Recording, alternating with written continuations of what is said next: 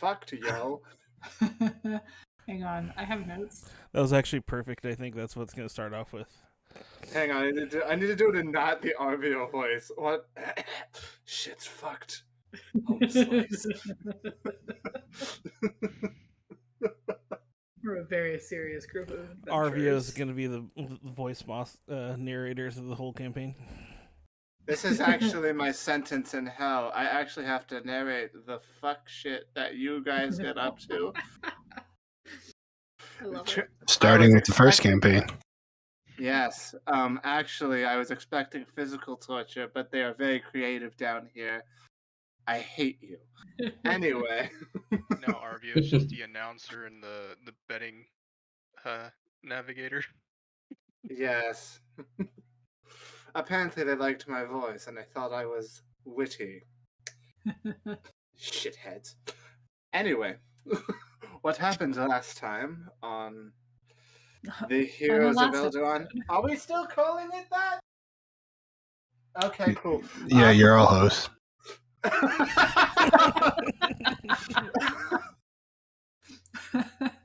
Heroes ended up returning to the kingdom. However, upon returning, after defeating a terrible sewer monster, as is wont to happen in any sewer, they were told by the king that there was another problem, to which they had to go up to the wall in order to observe, I should say. After a minor kerfuffle in the streets with Gabris attempting to help some of the townsfolk, and the desperate townsfolk asking far too much of the man, and may or may not have caused a riot, whoopsie, the team was led to the walls, where they saw the absolute giant meat mountain with a satanic cathedral on the back, which basically meant in a couple of months the city would be fucked. So, after that, they were taken back to the castle through side streets to avoid the crowds, of course. And they re-met with Philip and Mushin. One which was tongueless and the other without hands, who said that once more the rod of power would be necessary to put an end to these apocalyptic events. Despite circumstances, the entire team agreed that, despite the fact that they would have to leave the city behind to its doom in order to save the world, at this point, desperate times called for desperate measures. And thusly, after making sure that the head of whatever armed forces that was still left in the cities had some food to supply to his soldiers, they got back onto the last ride, I do believe. Dungeon Master, can you correct me on that one? That is correct. Thank you. The last ride to begin their voyage out to find the 7 pieces of the Rod of Power. There was also some minor kerfuffle with the bird fuck. I guess he made some friends. I guess he likes birds. Dickhead. But yes, that's where we left off. Anything anybody else wants to add? We're in a jungle. There's a monster following us. Mm-hmm. Maybe 3. Yeah, 2. All right. Well, you all awaken in your camp. The rain is still falling down. It is not a downpour, but it is definitely trickling down through the leaves and branches, creating pools here and there, some places even creating like little ponds. You kind of tucked underneath like this dirt mound that bent over, and some trees were leaning over, giving you some shelter. But you've all awakened to another day in these miserable times. What would you all like to do? curl up in a ball and die. Pray. Does this jungle seem at all familiar with Tao? You're in your home jungle. Oh, good. Tal knows that. You guys traveled back. You actually, last session, since you weren't here, Mhm. you're being followed by a humanoid ape-like creature, and you kind of went through like a mental list of creatures you know that live in the jungle that are common. But you guys haven't really seen these things up close and know what they are. It's just like some humanoid. You see it off in the distance behind trees, kind of like shifting side to side, watching you. And as soon as you guys like make note of it, talk to it, or lock eyes with it, it just like turns, walks into the foliage, and disappears. But you know that you're in your home jungle. Okay. You're probably a little ways away from your hometown. Yeah, I was about to ask. I probably did see the map of where the temple is that we're heading towards, right? There's no map of it. Oh. Mushin, he knows how to get to it. Okay. Okay, so I basically tried to describe to Mushin more or less where my hometown is, and I want to basically figure out whether it is on the way of our goal. Like, are we capable of stopping by and then moving onwards from there? I don't remember any towns along the way, unfortunately. Maybe on our way back then. We should prioritize this. Yes, if you do not all wish to go to the mountains, then we could make that a destination. But it is up to you. Whatever you wish to do, I offer to take you to the cave. Mushin, remind me again, do you happen to know where the gnome settlement, where this tower you speak of, is located at? I do not. We could find the remains of the airship we were on. Last I remember, it was due north from where we crashed.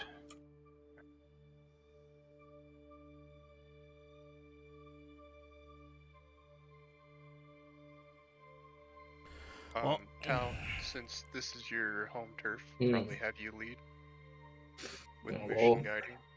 Well, of course. I know this area. I can't recognize those beings that are following us, but they don't seem to be much of a threat. Probably just trying to steal us some of our food. So keep your wits. I have a question. What are the birds called? Parrots. Amazing. Any more questions? Thank you. Shall we continue, Mushin? Whenever you are ready, do you wish to eat first? Are you guys hungry? Right! I need to make food. One moment.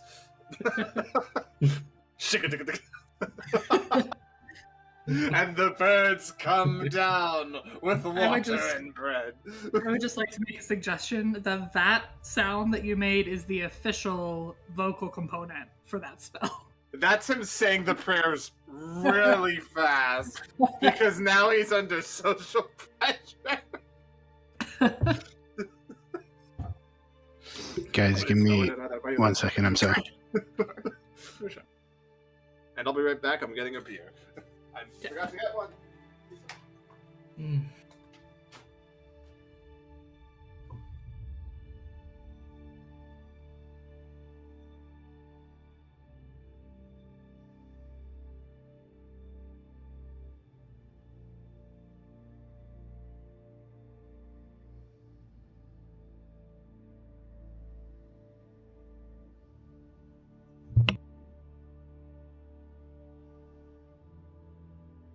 Out of curiosity, what's everybody's age? Character's age? I think Val is like 27, 28. Tao is in his 30s. I believe I set him to be 35. So Tal and Leo are the same age almost.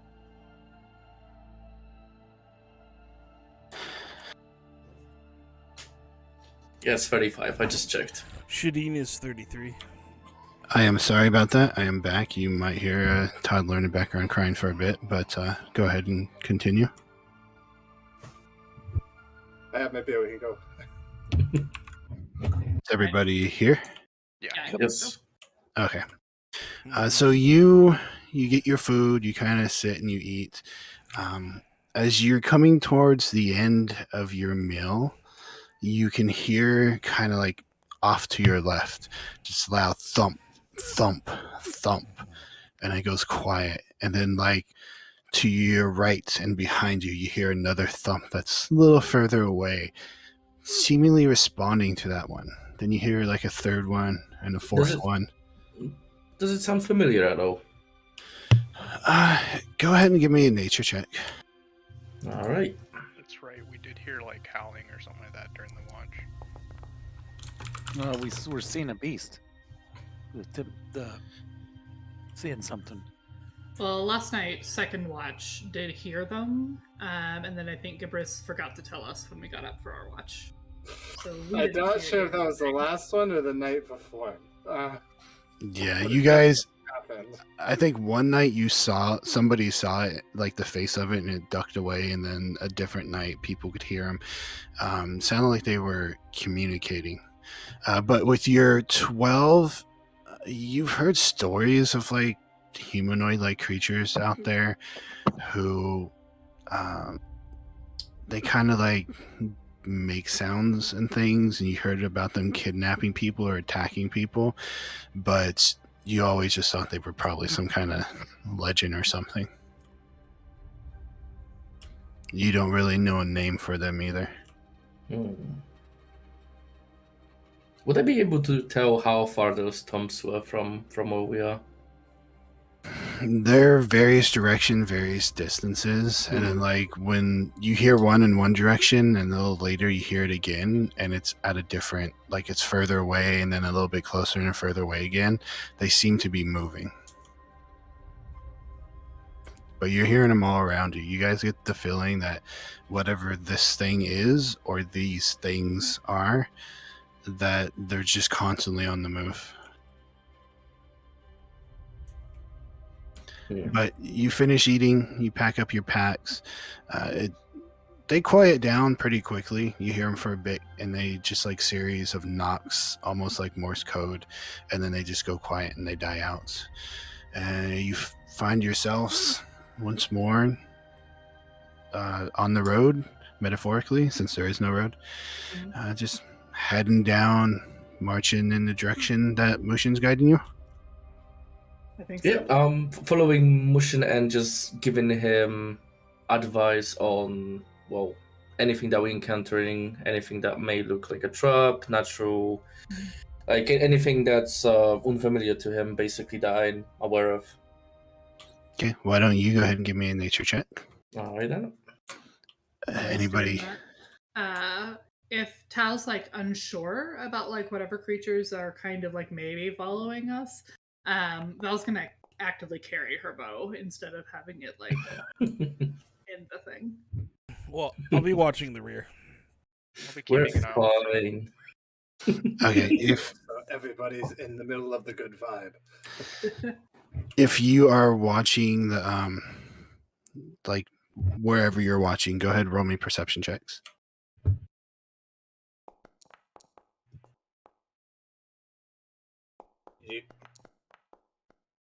Nice.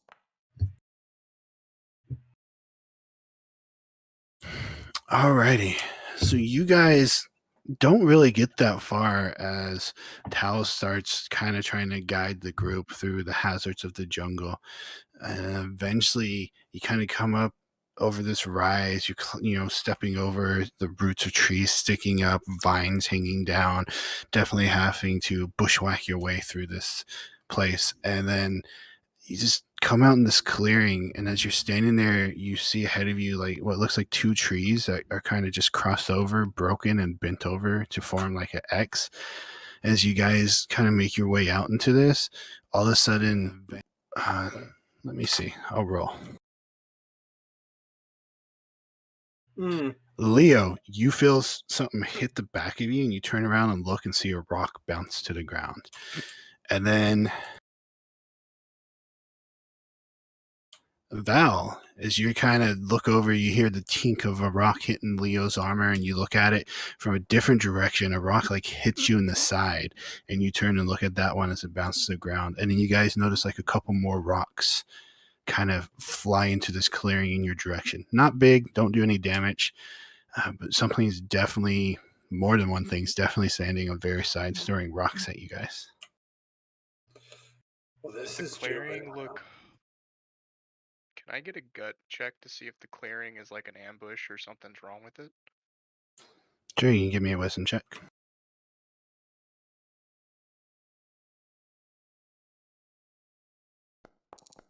It was almost good. You look it over, it just looks like a natural clearing. Did Tao notice the rocks being thrown at us? Like, Yeah, you probably had one hit you. it appears they don't want us here, so let's just keep on moving and fast. Yeah, I think that's a good call. All right. I'm planning on stopping. Well, you guys quicken your step and you continue onwards, Mushin, with the compass out in front of him. Guiding you guys ever forward. Again, you kind of trying to help navigate around the dangers. When all of a sudden you find yourselves kind of standing on this little ravine, or not ravine, but like a little cliff about 5 feet down, and you just look out and see over to your right there's kind of a pool of water, some trees and vines and stuff, and you guys scramble down this little embankment and make your way kind of more into this area. And then as you get into the center, you just start hearing a bunch of beating and howling, and you guys just start like frantically looking around in every direction and realize that whatever's been following you is now upon you guys. And I will go ahead as we enter into combat. Let me just put some tokens out, and I'll move you over. Actually, let me hide tokens. I'll move you over so you can start rolling.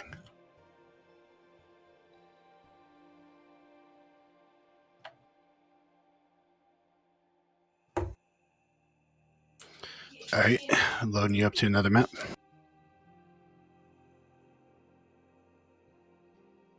You guys can arrange yourselves how you want. I can't see anything right now. I can see my token, and I apparently moved through darkness, and I can see everything I moved through. Yeah, Is this... I can't see anything as well. Let's see my token. You and have Fog of War Black with Mac. set at 0. Is what it is. I can't see anything. Oh, there it is.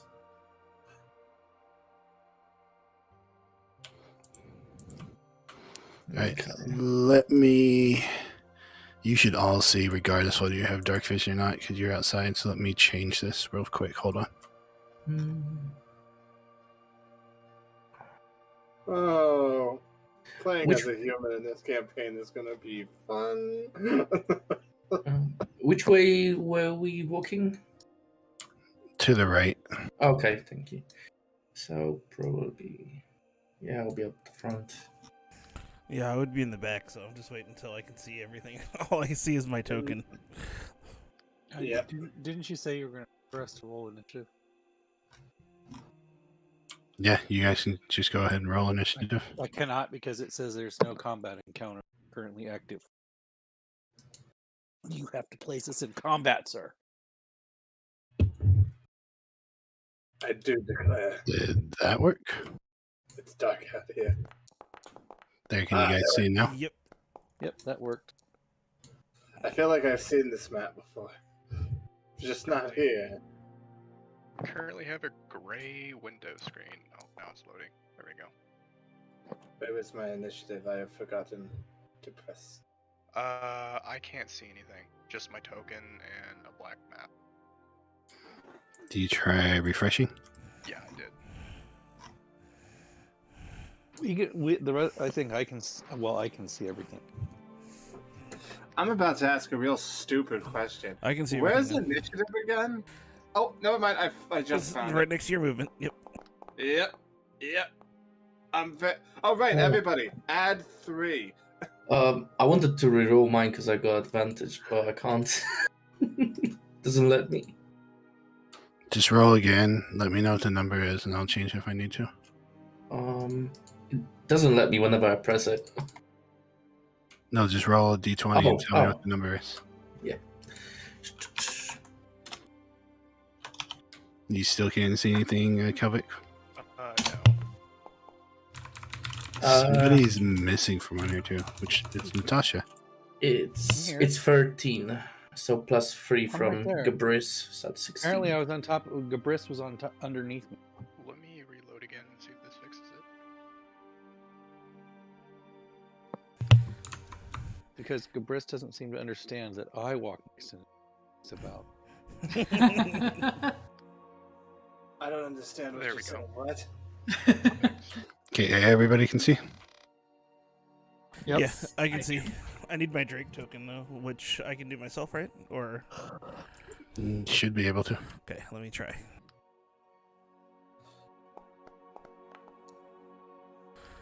Cool. There we go. Not lagging out this time. Oh, right. I also get advantage on that shit. Right. I'm dumb. Hold on. Let's see if I get better than 18.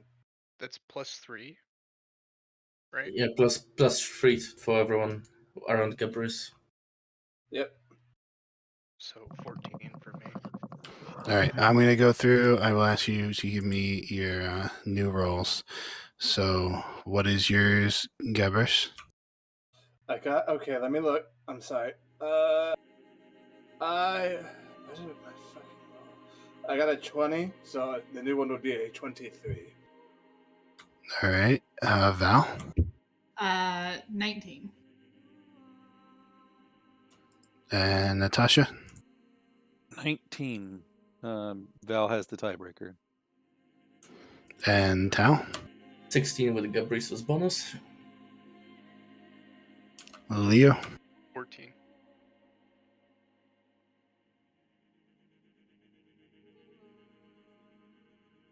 And Sheedan? 13.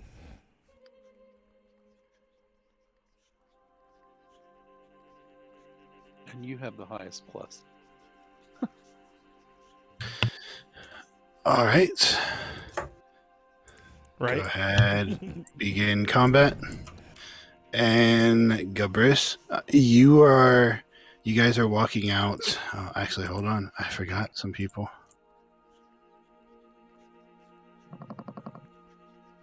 Yeah, we only see one. Oh, wait. Where's Gabris? I can't see Gabris here. He's. I'm right here. behind you. Yeah, I'm he's moving just- left and right. Oh, your token is invisible to me. Oh, what the fuck? It's not me. I didn't cast invisibility. You on might this have to time. refresh then if you're having Okay. trouble.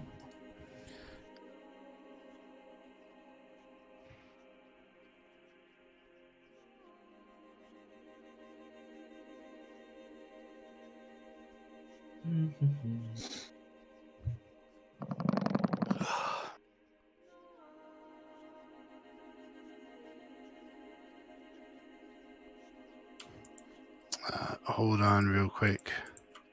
I guess we're waiting for somebody to refresh anyways. Oh, now I see him. Cool.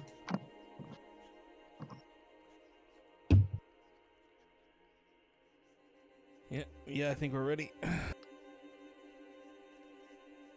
It's just giving me a second because I made a token. I have no idea where it went. So hold on.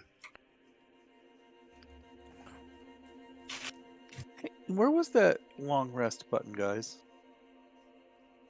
Hit At dice. the It's top of underneath your the hit sheet. dice. Yeah, it's underneath The like the L XP rest. bar, and then your alignment, and then it says hit dice. There's short rest, long rest buttons.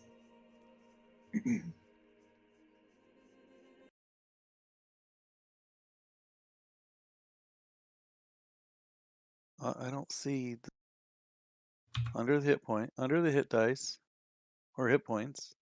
There's What, the Under your S. hit dice, not your hit Yeah. points. Where's my hit? Oh, okay, I see it.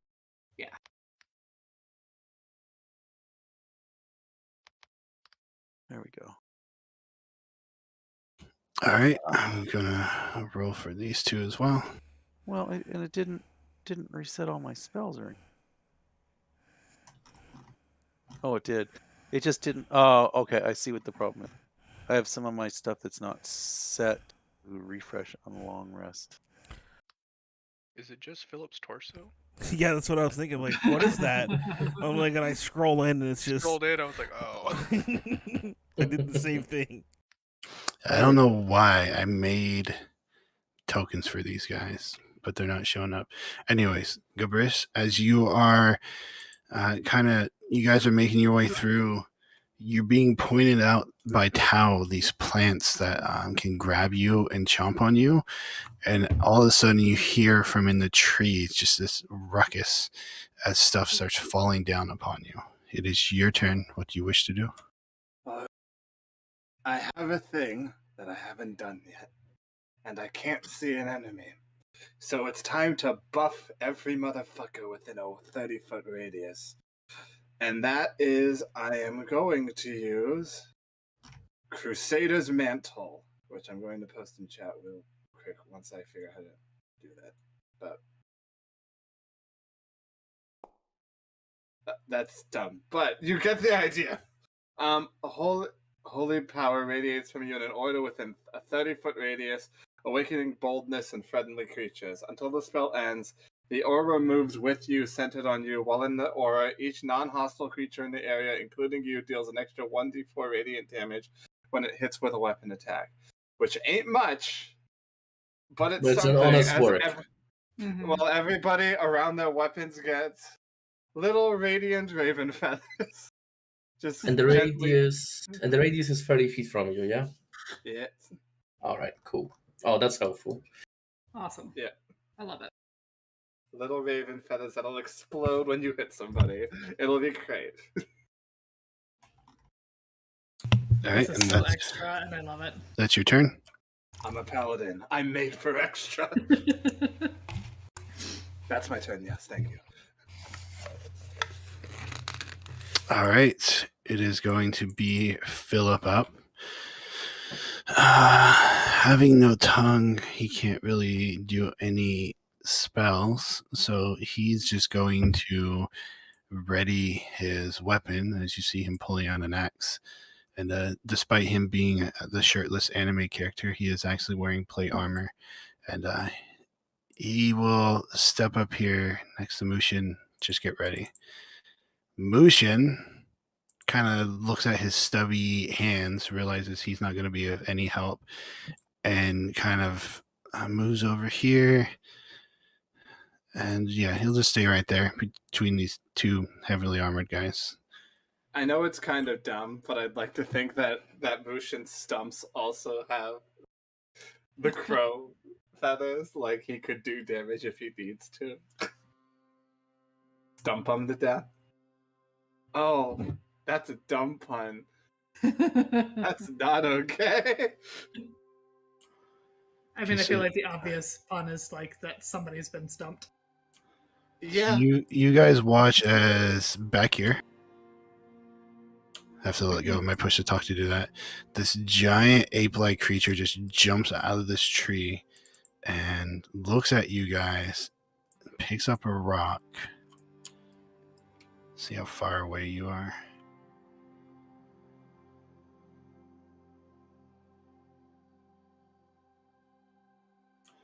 Okay, so with disadvantage, Sheeta and you being the closest one, he's going to hurl a rock at you.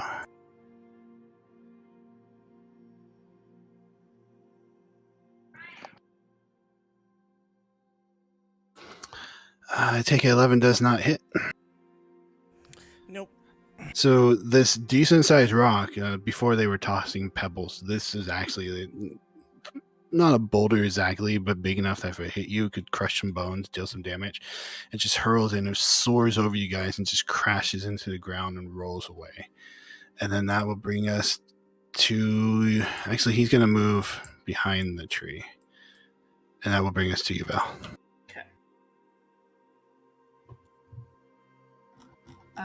Let me double check what I think can still hit him from there without the disadvantage. I have line of.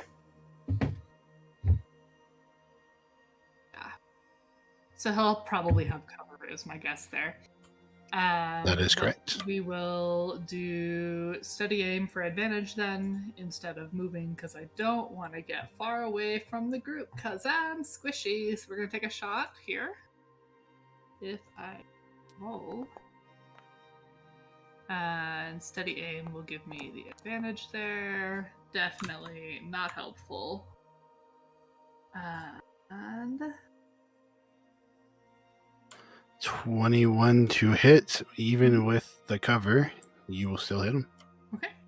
And then I believe anytime that I have advantage, I should be able to get that. Let me double check here real quick. Yep, it's a regular rogue feature. Mm-hmm. Yep, advantage, or or if you you have have somebody advantage, near. So that looks like it'll be a grand total of 9 plus 22, so 31 points of damage. All right, so this thing kind of jumps down with a thud, lands on the ground, just hurls rocks, and completely misses. But as it tries to run behind the tree, you definitely shoot it, and it lets out a howl. Anything else you wish to do? I will start drawing my next arrow to be ready on my next turn. All right, and that would bring us to you, Natasha. Okay. Let's see here. You do know this is not the only one. There's more of them in trees. In fact, up above you directly, there seems to be a couple. Just to let you guys know. You can't see them yet, though, but you can definitely hear them up there crashing through the branches. Yeah, I'm just trying to find out how far the range is on this spell, because it doesn't seem to say.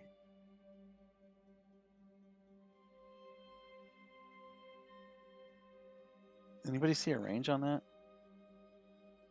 30 feet. 30 feet. Oh, 30 feet. Okay, thank you.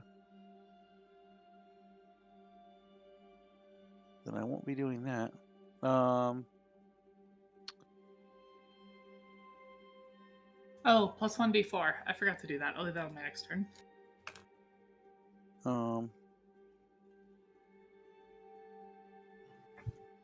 Yeah, I believe that guiding bolt is 120.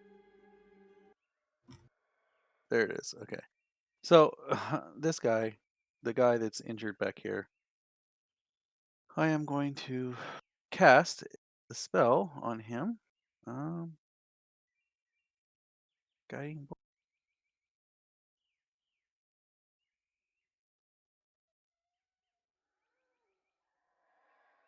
Come on, cast. What the heck? You didn't say please. It could just be lagging behind.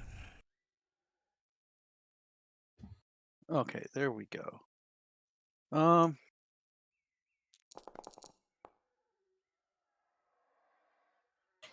15 does hit.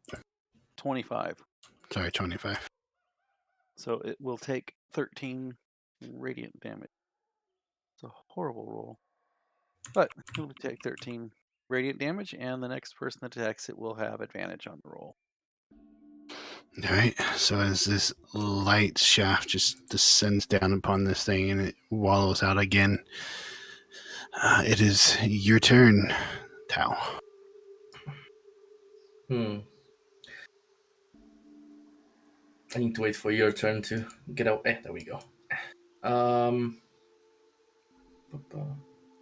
Oh, it skipped me. You got removed. What was your 23? No, it was 16. He was above me. Yeah. But yeah, all I'm gonna do is I'm gonna probably sell myself here and just ready an attack. Whenever something appears in close proximity, you just swipe at it. Alrighty, Leo, it is your turn. I would like to make a roll based on past interactions with these creatures and up to this point till now to see if we happen to stumble upon like their nest in a sense, and if they're just trying to defend it or get us out of here or full blown kill us. You can go ahead. If you want to give me a gut check to see what your gut's telling you to do about the situation, you can. If you're trying to do a more nature discerning check, you can give me a nature check. I'll just go with the gut check. As you sit there and you're kind of looking over, you saw a glimpse of this creature before it kind of dashed behind the tree. As you're thinking about it, it seemed to follow you, not attacking, and then it seemed to call others in. They started howling, beating things, throwing rocks at you, and now it seems like they're attacking almost as though they don't want you going this way. Seems like it slowly escalated up into a, this is their last shot to get you to stop going, stop moving.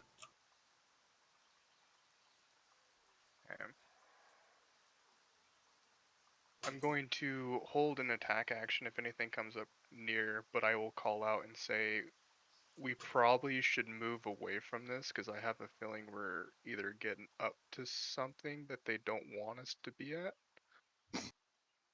or they're trying to warn us about something. I don't know. And that's my turn. All right. Sheeden. Oh, Sheeden, it is your turn. All right. Well, I'll take that in mind and still try to shoot at it behind cover. Yeah, go for it.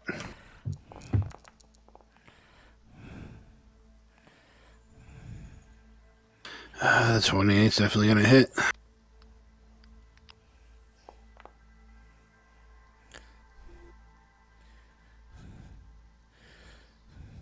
So, yeah. 10 All right. piercing and 9 radiant. You also get another attack. It is still standing.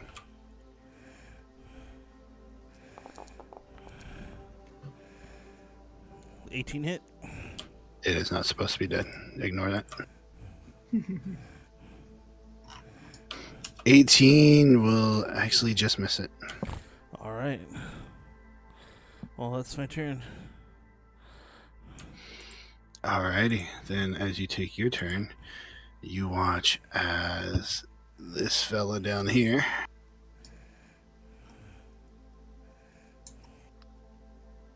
Oh fuck, that's being side chats over here. drops down here. And he is going to rush up right to here. I believe he is still out of everybody's reach who is getting ready. And he is going to just start laying into... Just going to start laying into you there, Natasha. So... that is going to miss. So he attempts to bite you, and as he is trying to bite you, he also swings at you with his 4 arms 4 times.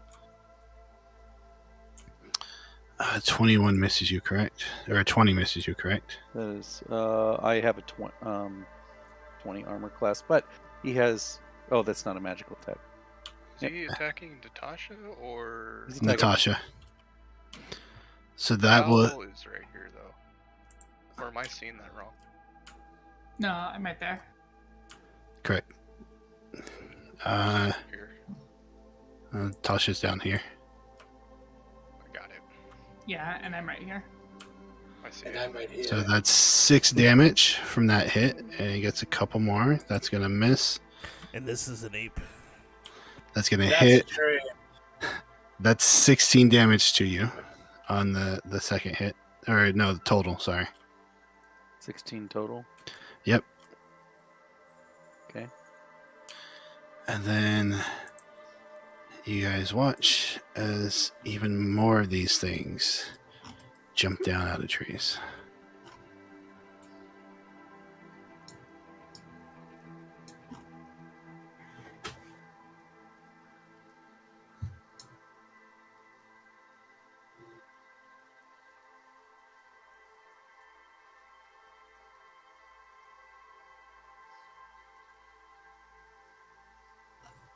Okay, everybody. We are completely surrounded. Good news. This simplifies the problem.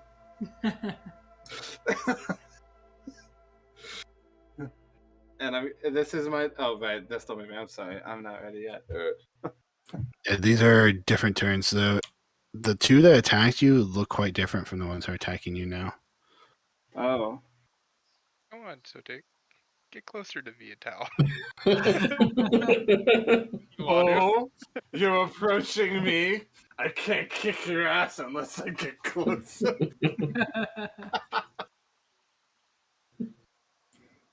This one's gonna move over here. They look at you guys wearing your armor, your tin cans, getting your weapons ready, and that one kind of skirts over. This guy's gonna run over here and take the attack of that you were getting ready there, Tal. Yeah, I mean, I don't have an armor, so I probably look like an easy snack. I was talking more of Gubrish standing next to Leo there. I am just as heavily armored as Gabrice is. True, Yeah, but you you're short. you weren't holding your weapon ready to attack. 20 will hit it, dealing 8 damage. Yeah, should I roll the 1d4 for the extra damage then? Yeah. Alright. Yes. Well, there it is. Extra 1. That's 9. Yeah, it's meant for to be used to a bunch of people to do good damage over time.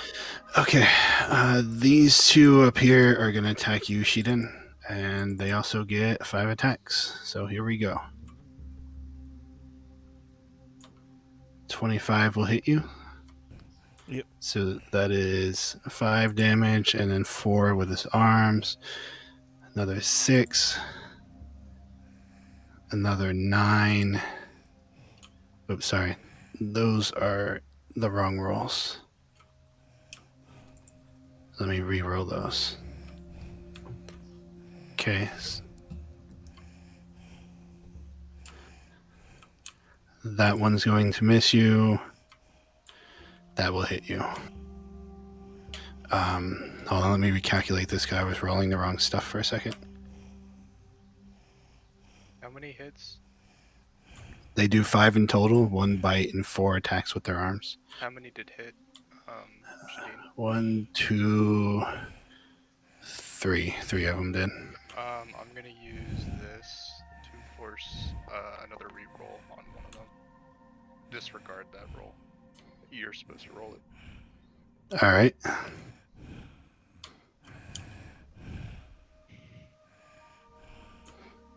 What is your AC, Shiden? 16, I believe. Okay, that will still hit you then. Okay.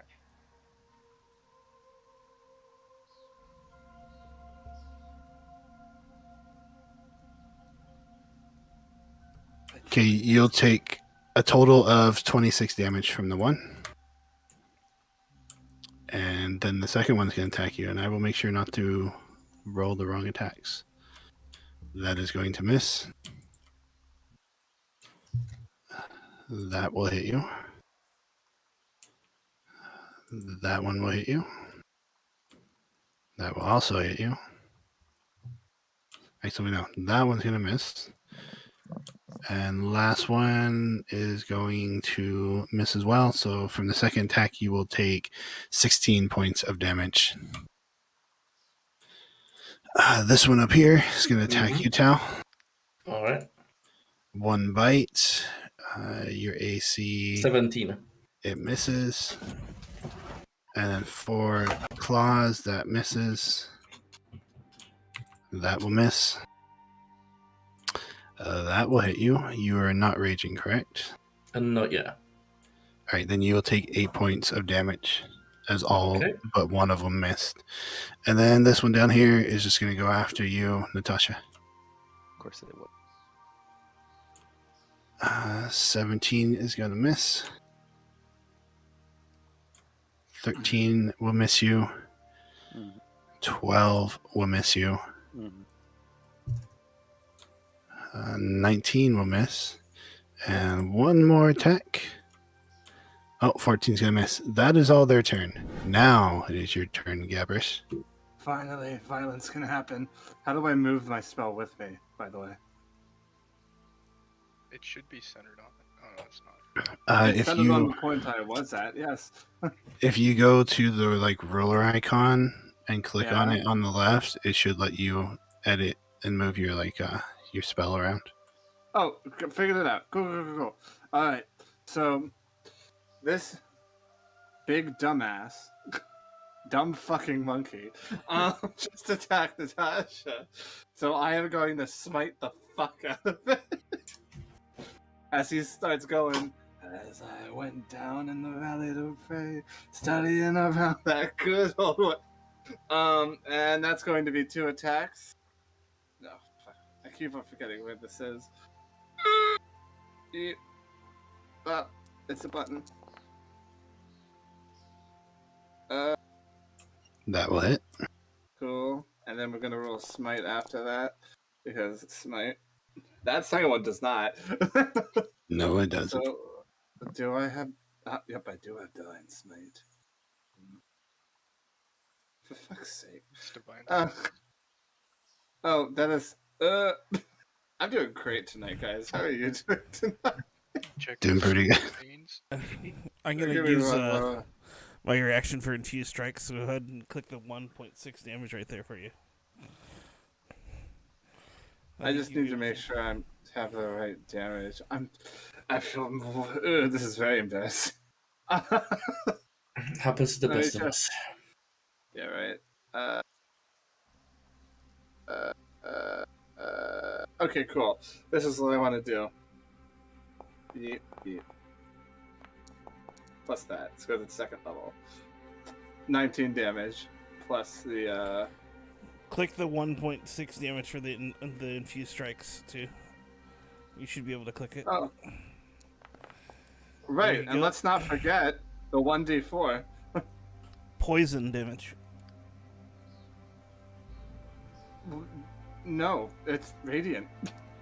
The 1d6 No, the for one poison. that the one from his strike is poison. Stand And why then I'm the one- rolling that, but okay. He has that reaction, it looks like. How do I just roll a random dice again? I'm so sorry. I Just feel really bad. just slash it. Roll slash R. Slash R Space space 1d4. 1d4.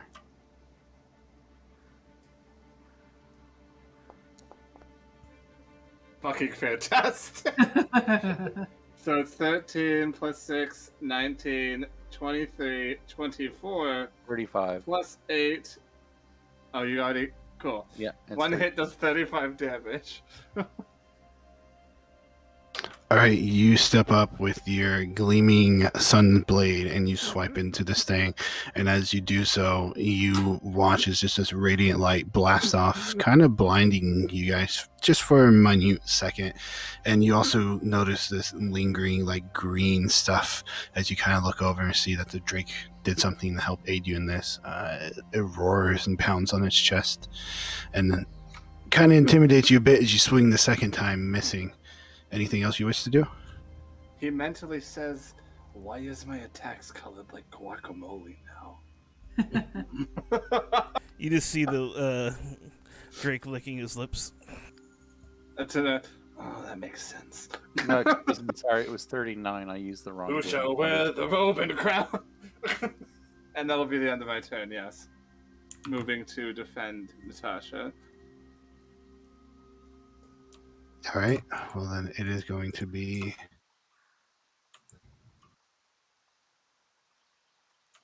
Philip's turn. So I had his screen hidden on my screen. He is going to step over to this one, and he's just going to make 2 attacks with his weapon. See if they hit.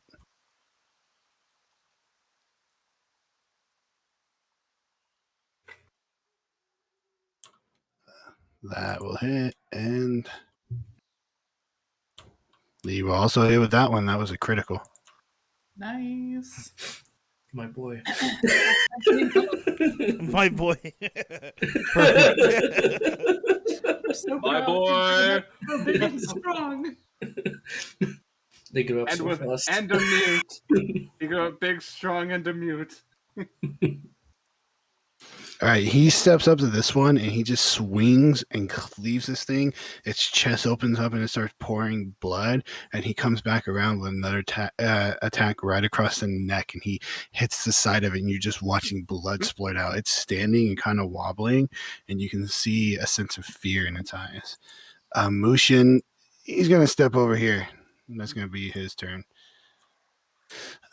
This guy back here that you've all been, or you originally started attacking, he's just going to start climbing up the tree. He just jumps on his forearms and very quickly moves up the tree and disappears into the branches. I was going to shoot him. Heck that one. And that will bring us to you, Val. Alrighty.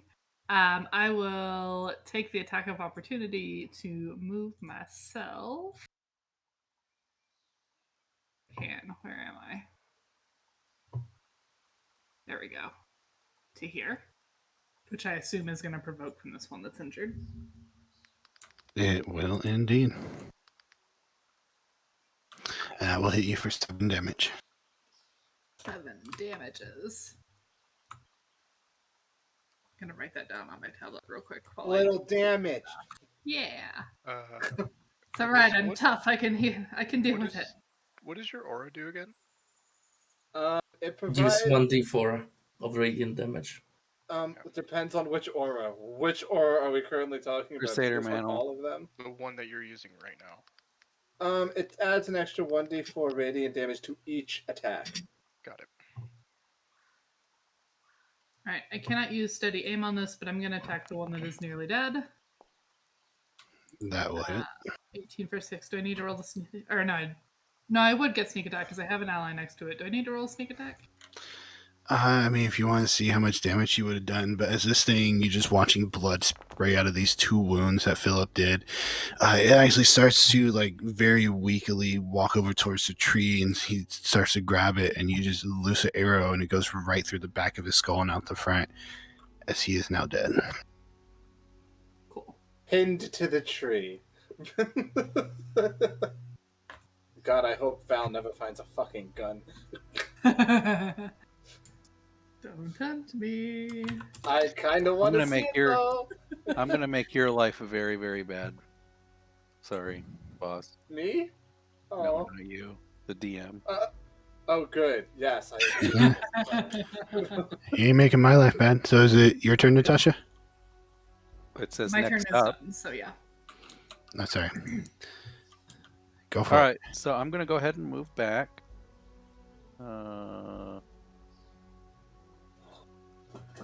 I'm gonna move over here. All I right. know I'm gonna take an attack of opportunity. Well, that is going to miss you. All right, so I am going to cast this.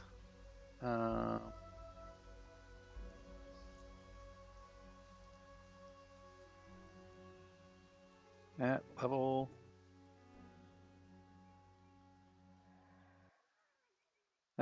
2, which will make it so you need I'm casting Bane on the 4 that are near us. They right. all need to make a DC 18 charisma saving throw, please. No, they need to fail it. That's what they need to do. Yes, they do need to fail it. That would be preferable, yes. Okay, that one will fail. This one will fail. This one will Nope, that one will fail. And that one fails. They all fail. Okay, so they all have Bane on them, which means that every time you're rolling to hit us now, you need to subtract a 1d4 from their attack roll. Alrighty. And that is my turn.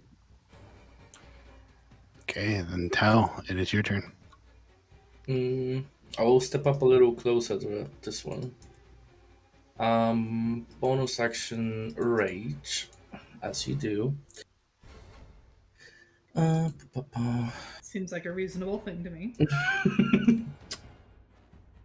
He doesn't have anger issues. He has anger solutions. I like it.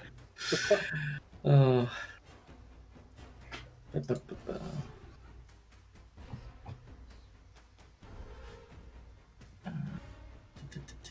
where is the radius?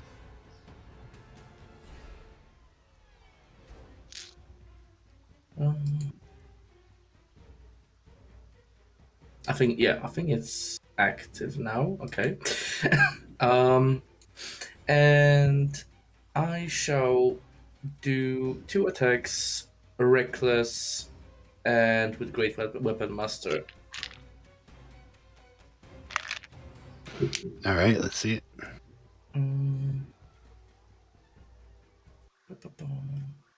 Just making sure that rage is on. I think I turned it on. Okay. Yeah, it's on. Okay.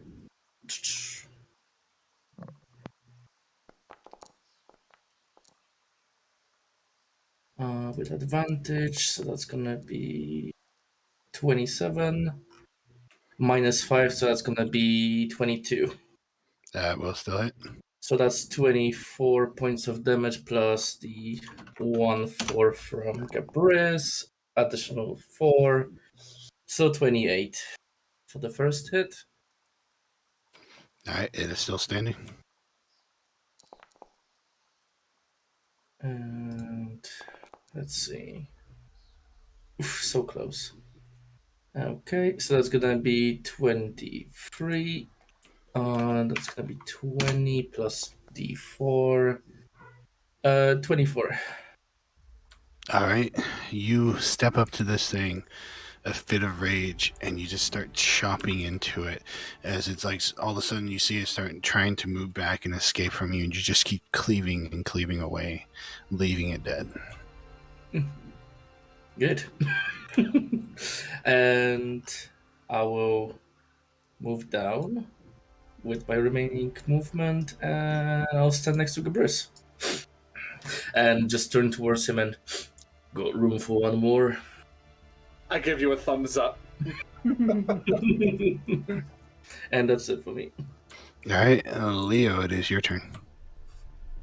I'm going to go ahead and bonus action rage. And then I am going to step down to here.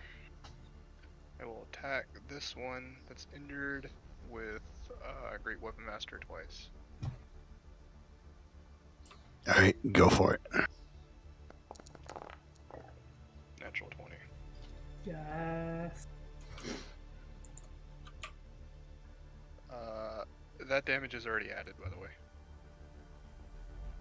Plus 2, so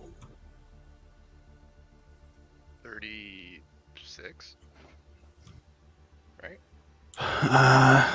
30, 35, wouldn't it be? Did you roll the 1d4? Oh wait, no, it's a 2. Yeah, it would be 36. All right, so you step up and you just great sword cut into that one. Yep. There you go. No, and another 2. It is still standing. In the second. Chonky boy. This one, that will hit. This one actually has a stripe of silver going down its back.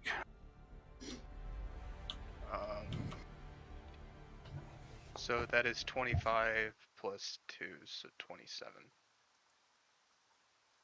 Okay, still standing, but you definitely cut into him good. He's bleeding everywhere.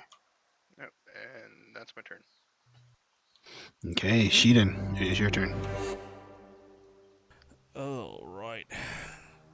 I will mentally thank Philip for the assist. And the one right next to me, I'll just take disadvantage on with my longbow and shoot at it. All right, see what you got. We'll miss.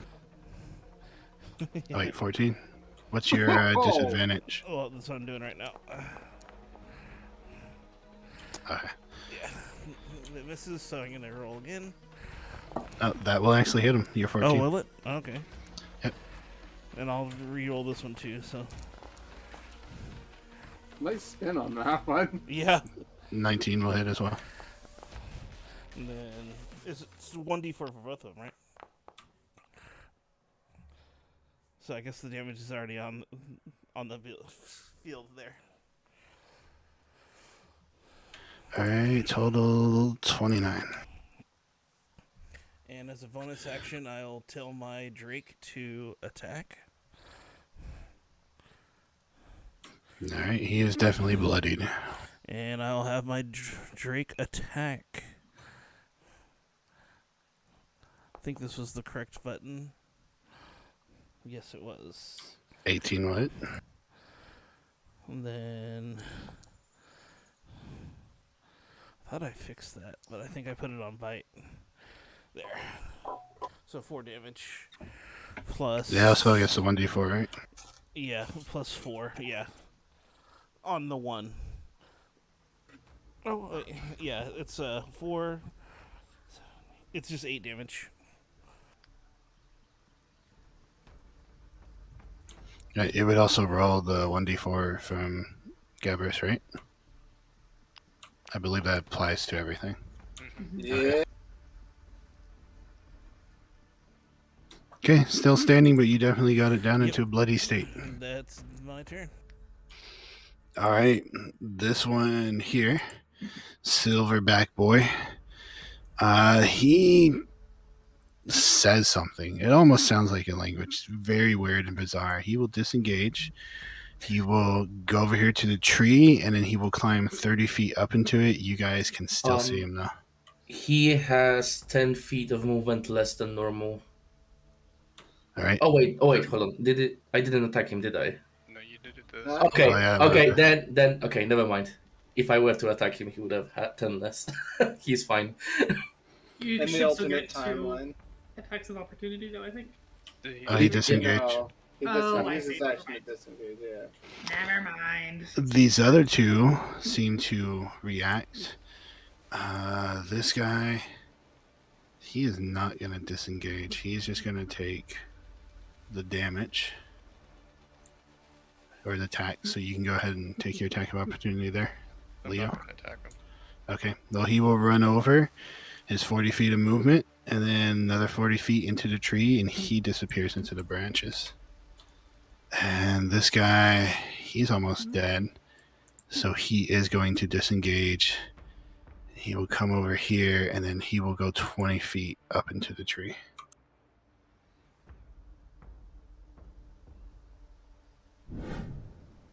Gabrish, it is your turn. I'm just waiting for the your turn thing to stop. Okay, let's see. Who's Click got... on it, and I just figured it out. Yes, thank you. All right, so they seem to be pretty much running away now at this point.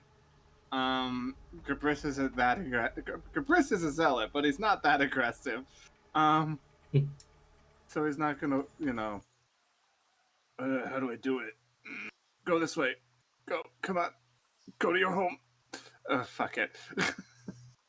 Thank you. So he's going to reach over to Shadin, and he's going to give him 10 hit points and hopes he feels better. With lay on hands. Yeah, it feels a lot better. Welcome. I think you and your all you hear it is in your head. That doesn't stop being weird. Okay. That's going to be my turn. He's not going to chase a fleeing opponent. Okay. Philip will also follow after the other paladin in the group and place a hand on you. You got the touch! He will try to see who looks worse here. Val or Shiden? Val, he's going to put his hand on your shoulder and drop 20 hit points into you. Oh, I'm only down 7. Okay, then he will just drop 7 into you. Okay, cool. I will nod at him. Thanks. Mushin will, he kind of looks around into the trees and I think we have scared them away. Should we flee? And he's just gonna hold a run to see what the rest of you guys want to do. Val, it is your turn. There are still 2 of them visible. I'm gonna grab my arrow out of the one that's dead. And then I'll say, yeah, if that's what we want to do. If it looks like they're gonna retreat, let's just keep moving. Okay. We'll move to Natasha. I say we have no need to run, but yes, we should move on. Okay. Tao. Is he the one with the silver stripe? Is he like right now 30 feet up? Yes, he's up 30 feet. Okay.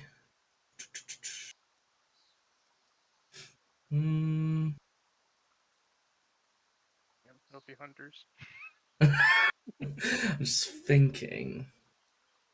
Okay. I need to get within 15 feet of him. Okay. I'll get under. Here, 15 feet. Okay. Oh boy. Okay, I've got. Okay.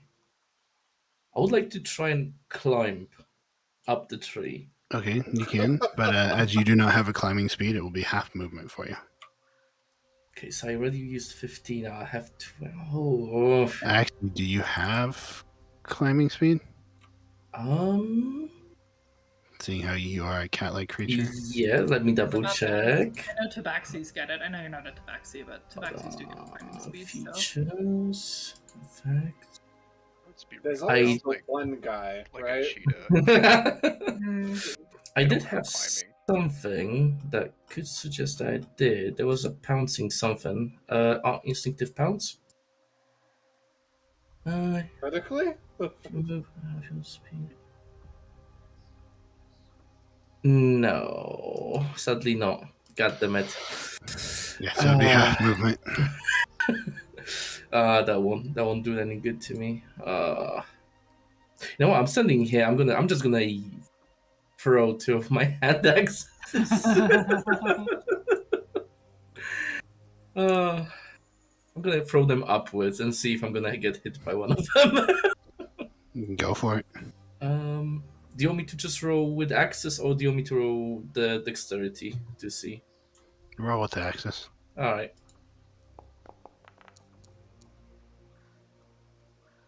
That will hit him. Okay. Wait, am I still in the... I am on the borderline. Do I still get 1d4? No, you're not in the square. Yeah, it does not Okay. show the square under you is lit up. Okay, that's fine. So I'll throw another one. Excuse me. Sorry. Bless All you. right, and you attacked. Okay, so you still have a rage. Throw your other one. Oh no, I should still have rage because I Yeah, did correct. attack on my let's run out of... Oh wait, what? I had 2 hand axes and yet it says that I'm out of ammo. What? Someone may have used one and not picked it up. God damn it! No, I didn't. We didn't use one last week. No, I do- there's I do no have- Okay. last. I do have 4 javelins. Can I use javelin? Yeah. As my... Thank you. We'll just sidestep that problem. Okay, did 17 will also hit it. Okay, for 9. Is that enough? It is still climbing up the tree. God damn Drops it. of blood splatter you in the face. That 9 And- includes your bonus damage from rage, right? It should do because the He rage is doesn't- active. He I'm doesn't trying. get it. He doesn't get it from thrown weapons. It's only melee. Oh, I see. I've never played a barbarian before. Okay, well, now I lost my hand axe and 1 javelin, and it's still alive. I'm really disappointed. Currently, it's in a monkey's ass climbing up a tree. If it Is, doesn't die soon, it will wish it was. Is there anything else you wish to do? I mean, there's nothing else I can do. So Alright. no. And Leo, it is your turn. Okay, I will say, yeah, let's run. Tal will take point. Val will get in the middle, and then I will move here. As my action, I'll get ready to run. Okay. Sheeden, you can still see two of them. What do you wish to do? I'm going to be that. Hey, Tal, move away as I shoot that silver one in the butt. We're gonna recover these weapons, dang it. The So these are family my two heirlooms. The violent ones. Let's see. Ba-boom! Oh my god! Yeah. He blown his ass off. Please tell me he pins him to the tree. This bitch literally just no look shot. Like, and just fucking pinned him to the It wouldn't tree. pin him because the arrow goes away. Yeah, so Yeah, and that's a really heavy creature for an arrow to Yep. hold its weight. you draw your bow back, not drawing your arrow, and all of a sudden there's this radiant arrow, this light beam that is where arrow should be, and you let it loose, and it just flies in a straight line right through the bottom back of this thing and out through like the upper chest, and you just watch as blood sprays out, and it kind of like stops and hangs on for a second and sways side to side, and then all of a sudden it just lets go and falls backwards towards the ground with a loud thump, landing, missing Tao by 5 feet. And I just go, Natasha looked Okay, at both let's of go. you and says, "Was that necessary?" yes. Yes. Let's go. You do get one more shot. Nope, I'm not going to do Dear anything double else. tap it. No. Nothing more. Before we go, we should give ourselves an insurance that they will not attack us again.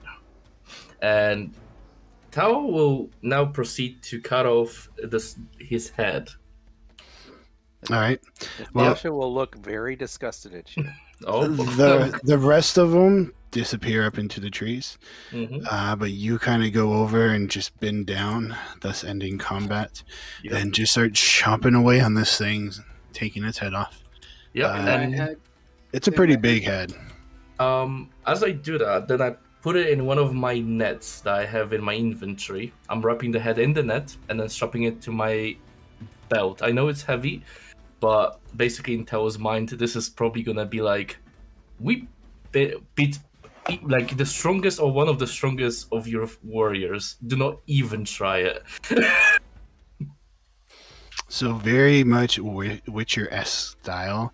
You manage to get this thing kind of drooped to your side. Its head is probably like twice as big as yours, so you got this giant thing. This is kind of swinging there. Go ahead, Gabris. So Gabris in his head knows that he was introduced with the fucking animal house. And just in his head, he's just like, I hope it's like, I know I'm not like them, but damn association. While Tal's doing that, Leo's going to be suggesting a marching order for everybody if they Middle. won't follow it. I'll take No, the you're going to rear. be I mean, the rear. somewhere else. But Dean, consider move forward a little bit, right here. Val would move here. Tal will take point, and your dragon will be here instead. and I be in the back. That way, that whole thing, if something's bigger than what they are, come to us. The rangers won't have disadvantage. There anywhere you want, Philip? He seems like a capable guy. Mushin, on the other hand, is useless as always. Isn't Yeah, that right? I'm just trying to make it where. As he should be. Oh, wait, not in this campaign. Anyway. Actually, Tal move up one. Okay. And then. Oh. Also, as a side note, I do collect my hand axe and javelin. Thank you. Thank you for coming to my TED Have Talk. Philip there, yeah. I will be down one arrow from the one that did get away over across in the top left map. That'll be fine. Alrighty. Well, you guys kind of wait for Tal to collect his trophy. You kind of gather yourself and you start marching out. out of character. For real. Leo, is this legitimately where you want me? Is this the most optimal place? Are you sure? So what I'm trying to do is do where if a creature that's bigger than this size will try not hitting the rangers in the middle, but considering Mushin can't really attack, he has to be directly in the middle. So I'm trying to prevent like at angles. So like here, for an example, Shadin will be able to get attacked. So Shadin, move your dragon here instead. There you go. So if something's bigger than this, if they get into this square, they can attack the range. But if they come off to the side here, they're going to be blocked, and the rangers can basically shoot. Metagaming, yay! No kidding. Yeah. Well. Yeah, those. Leo- But you got a soldier. Yeah. Yeah. I'm a soldier, so I'm I kind of know. just going off of this. Unless they have reach. Good. Yeah, but if they have reach, it doesn't really matter where we are in the Yeah. marching order. Yeah. Yep. So We have final plate formation. armor yeah. That Both sounds plate fine. armor's outside. All right. Well, you guys get in the formation, following the C's and the soldier, and Mushin guiding you with his compass as you guys continue on. We will go ahead. I will keep this here so I know your marching order, but you can all come and hang back out over here. So you leave that scene behind you. Tao once more picking up his role, guiding you through the dangers of the jungle. Very quickly, you make haste away from this area, and you travel on a few hours, stop and rest, take a little lunch break, probably about 10 minutes or so, unless you guys want to do a short rest. So whenever there is a creature inside or we feel like someone is following us, Tao will basically expose their head and kind of wiggle it around as a form of intimidation, if there is anything around. If you're gonna do that, put it on the end of a javelin. I almost lost it. I almost lost one. I don't want to risk it getting rusty. Well, you guys continue onwards, and after your little break and stop, you do see animals, but they're small things. You guys aren't used to this. You've been out in the plains back in Gizesh for a while, where it was just barren, no life of animals, or no sign of animal life, nothing like that. But out here, it just seems to be teeming with it, almost as if the fiends have not yet conquered the wilds of the jungle. But you keep just making your way deeper through this. Eventually, you guys kind of walk out into this giant, wide clearing, and you see before you this white, granite-like stone that just rockets into the sky, and it's about 300, maybe even taller feet by your estimates. And you just see this almost looks natural pathway that just stairs almost, but it's like a ramp that just winds its way all the way up towards the top, and you can just see all kinds of symbols like etched into it, even from the distance you're standing. Would you say that is a Pride Rock?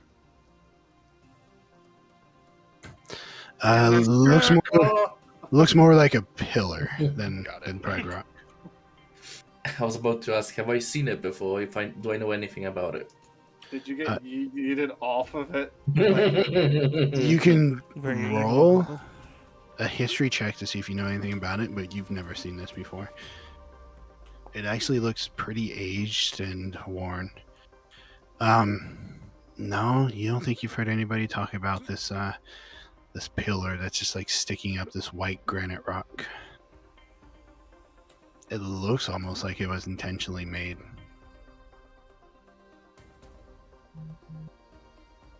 We'll just kind of like look at Mushin and see if like I'm not gonna like, do you know anything about, but like at basically with like a look like, do you know what this is? Raise an eyebrow, gesture towards it. He kind of catches your body language, and you see a little shrug, and it says, "We are getting closer, but I don't know anything about this. I did see this when I left.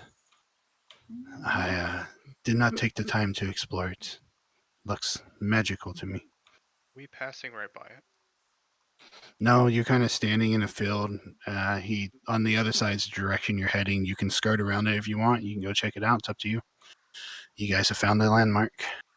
You guys want to go check it out? About like Can we estimate like about how far out of the way it is? Like, is it going to be like a half a day's worth of walking there? No, it's directly in front of you, probably about 30 yards or so. You haven't been able to see it because of the tree coverage, but now that you're in this clearing, you can just see this giant 300-foot tall pillar. What? Oh yeah, Tao let's go will check walk up to it. I was gonna say, what time of day where our rest is supposed to be at? How far off do we feel like we should probably take a rest? soon? You're a little over half a day. Did we want to take a short rest here and mend our wounds a little bit, maybe? I don't need one. I'm fine. I'm fine. I can walk it off. Okay. Does anybody wish to check it out? It seems like it's an interesting landmark, at least. Yeah, I was gonna say if it's not like out of the way or something like it's well, I mean if it's on the way. Yeah, well, I think we'll probably make a detour to see what's it all about. Okay, so you guys walk up to this thing, and again, it is just white granite with this ramp that circles. It winds around the outside of it up towards the top, 300 feet up about. As you come closer, the markings you notice that are carved into it look to be various states of the moon, like a full moon, a waxing moon, a new moon, just all the way up the wall towards the top. Does it cycle or is it like just one of each phase? It cycles. Okay. The stone itself is very out of place. You guys get the feeling it might have been placed here, but it's one giant piece, and there is no signs of like tool marks on it whatsoever. That's impressive, that's for sure. Does it look like an altar of some kind? Well, down here, if you guys want to take the time to walk up to the top of it, you can. But down here, just do it. all right. Down here, it looks like a weird landmark of some type. But you guys, or at least Gabrish, unless anybody wants to go with him, you start walking up the ramp, and it just winds and winds all the way up to the top. And eventually, when you get up to the top of this thing, you're standing a couple hundred feet above the canopy of the jungle itself, just looking in all directions. And you can see like other clearings and stuff, some trees that stand taller. You can see some mountains up to like the north and the east, a little further away. And in the dead center of this, there's like a circle with all these markings in it. Am I looking down at it, or am I looking at in the center? Oh, so this is basically marking the absolute center of the jungle. Is what it is. No, in the center of the pillar, you see like markings on it. So like it's flat on top and there's the engraving. Yeah, it's like flat on the top, and it seems like somebody marked some kind of circle with runes on it. Did Mushin happen to come up with us? No, he ain't out at the bottom. I am also at the bottom. Considering the direction that we were going, can I try looking off in the distance to see if I could see like a crash landing? You can give me a perception check. Can I roll separate perception to see if I can see my town from here? Sure. You can see my house from here.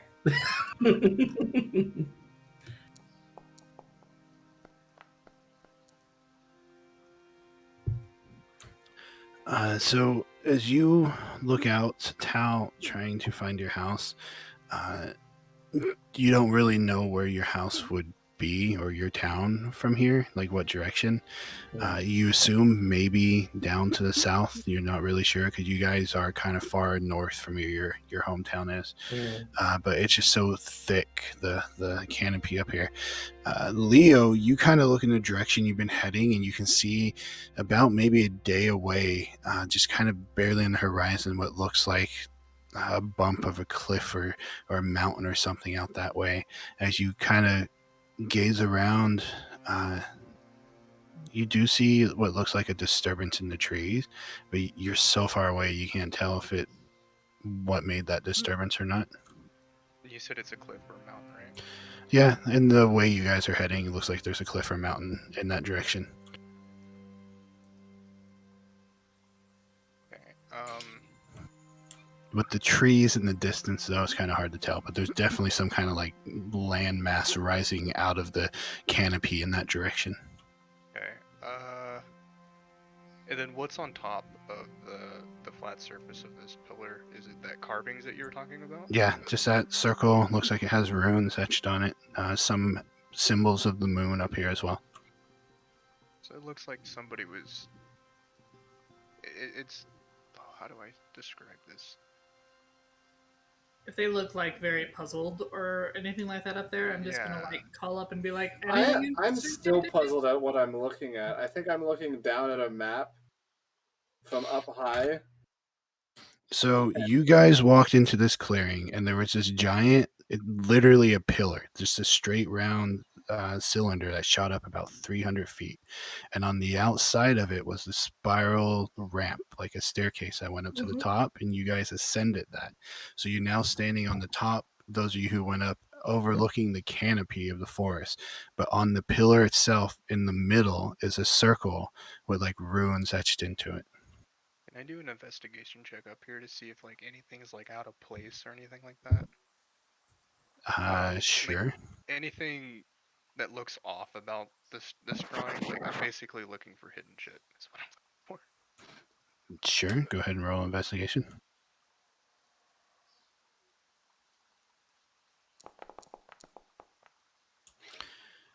The stone itself, because you said hidden, it seems pretty solid. Doesn't seem like there's anything beyond it. As you kind of pick at the runes and the circle, they just seem like somebody came along with a chisel and carved it in. Doesn't seem like there's anything more to it than that.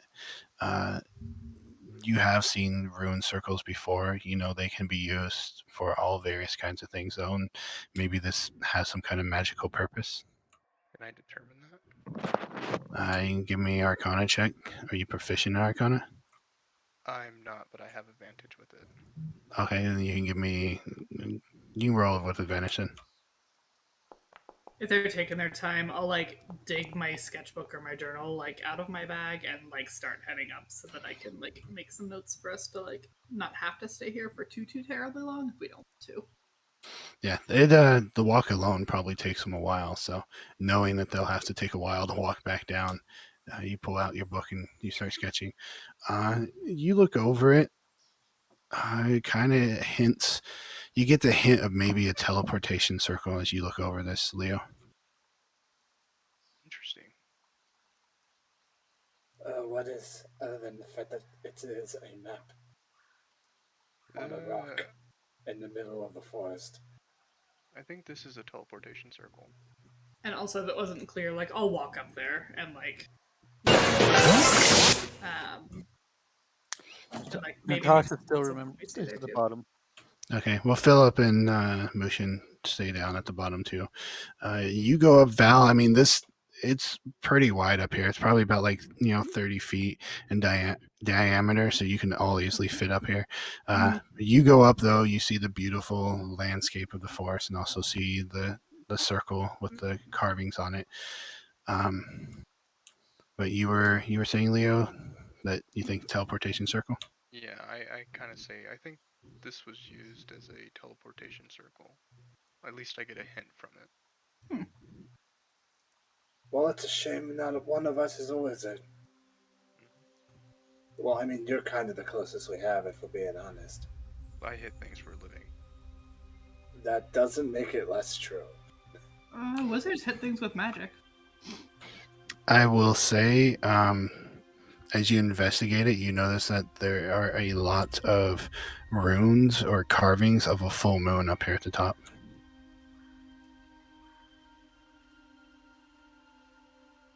Although the iconography is kind of interesting. I'm wondering what the moon has to do anything with the map. Do you think maybe it's only active during certain phases of the moon? I'm not sure how we do that right now. And like gestures at the sky that's, red and overcast all the time. That's correct. But Question, Soltic. When everything went to pot, did it just seem like the moons disappeared, or did something happen? Like a glaze over the world or something like that? So at first, it was just a constant overcast. There were still day and night cycles, and then all of a sudden, as this one day went to come to an end, it was kind of dusk, and it just stayed and stayed and stayed, and it's been perpetually dusk ever since. This might feel like a little bit of like a meta question, and if that's not something that's like you want to answer, that's cool. You did mention that the tides are still active, though. I was just gonna bring that I was gonna up. say, would the people like in this world have made that connection between like the lunar cycles and the tides? Is that a thing that we like could maybe get any info on? I don't know if they would have made the connection. I'm just trying to think in general, like when man actually discovered that the moon actually had effect over the tides. I mean, there might be some people that theorize that the moon does, and you guys would definitely have heard that, but you also don't know that it's like proven science, though. Sure. Yeah, Yeah. I mean, I was just gonna make the suggestion that you said that there looks like there's some sort of moon cycle going on. So I was just gonna ask to see if there's like a history check that I can roll to see when the next full moon would be. You would not know that. You guys have lost all sense of days and Gotcha. time and stuff like that. I was gonna say, if That it's would been make that sense. long. All right. Well, I don't really have anything else to do up here. I'm just gonna start heading back down. I can't wait for night to come back. And by the way, it's a lot faster to go down depending on the method you choose. Well, yeah. You just Duh. pull out your shield and jump on it. Breath of the Wild thought- style. Yeah, aim for the trees. I thought he was about to just like put his arms out and fall backwards all the way down. To I mean, I do have a greatsword. Maybe I can write that down. I mean, you could just grab you and jump off, though, right? No kidding. Me? No, I'll fucking Yeah, jump Goobers, like a come here. rock. Yeah, you're in that full was armor. work. That was from a Sotic player. You gotta be raging when you hit the ground, though. I can do that. But as you guys descend your way back down this 300-foot tall ramp to the bottom, meet up with the rest of your group, and go to set off again. Let's go ahead and take our break. Sounds good. Sounds good. I will officially and I'm just gonna do it quickly. So it may not be the most accurate, but I will go ahead and copy down real quickly the best that I can of the circle on the top and some of the runes, just in case we get a chance of somebody that might be a little bit more well versed in teleporting magic. All right, sounds good.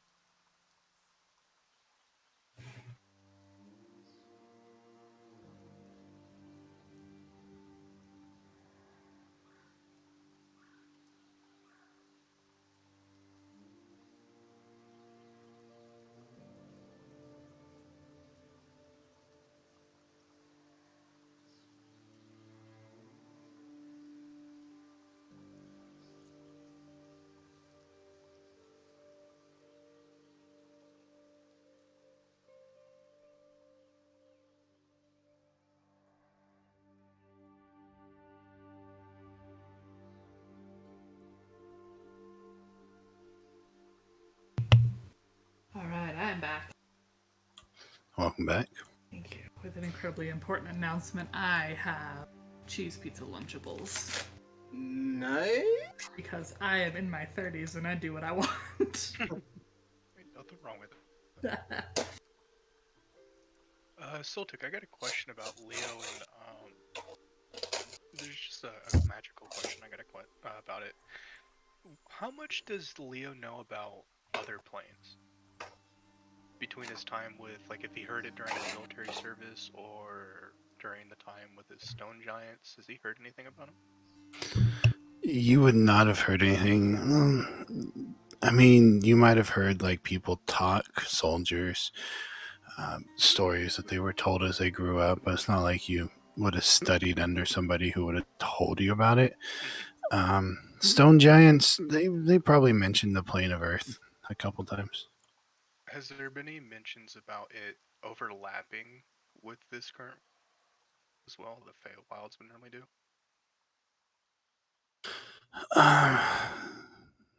They would have probably told you that that there's a plane of Earth, and that's where like the Earth elements come from. But outside of that, not really. Okay. Because player me has a theory on how this all happened, but my character would not know.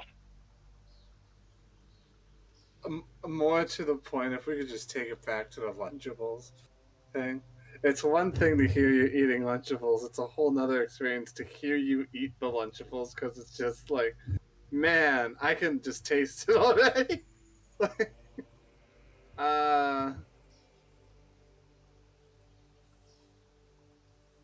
I think we're just waiting for Trick Prick and Friku. Oh, he just readied. I'm back. Man, I haven't had a Lunchable in years.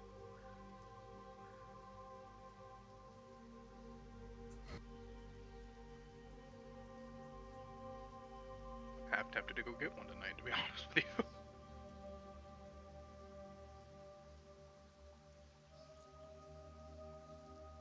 I'm tempted to order chicken wings from Seasons Pizza.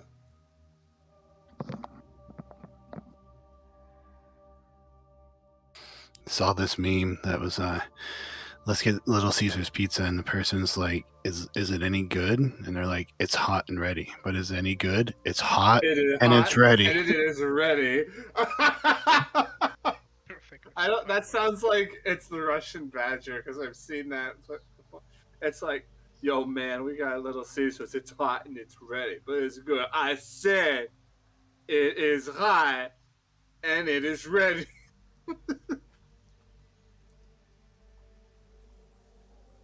I wonder if they have the GIF on here, actually. Let me see.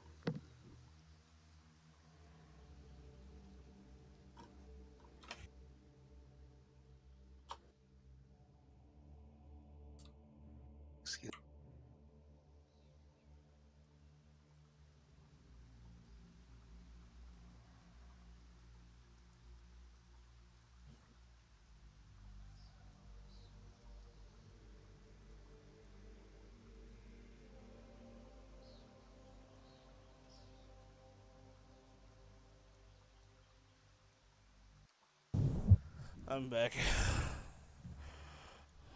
Alrighty. Since we're all here, all back. So you guys reconvene at the bottom. You group up and you start heading out, continuing across the other direction. Now that you've thoroughly, to your desire, inspected this landmark, you kind of notice as you're heading out, the ground seems very trodden, very trampled. Those of you of nature know that some kind of creature has been staying here, living here. But as of right now, there doesn't seem to be anything, and you guys make your way across the other side and continue onward. Eventually, it comes to the point where night approaches, metaphorically. End of the day approaches, and you decide to take rest.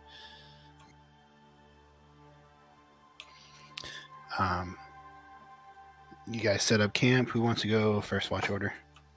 I'll go ahead and go first. I'll go second. I'll go last. I'll go third. Hey, same Z's. Okay, so you eat some food and have a little chit chat. Mushin, pretty sure that by the end of the next day, you guys should reach your destination, where the champion is buried. But you all go off to sleep, leaving you, Leo, to take first watch. Go ahead and roll me perception.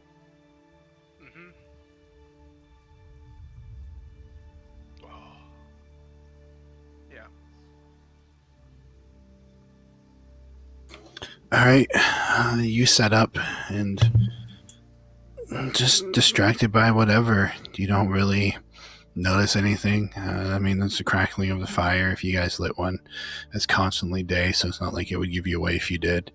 My mind wanders off after seeing like the carvings of the moon being up there, All right. and then just missing the night cycles and stuff like that.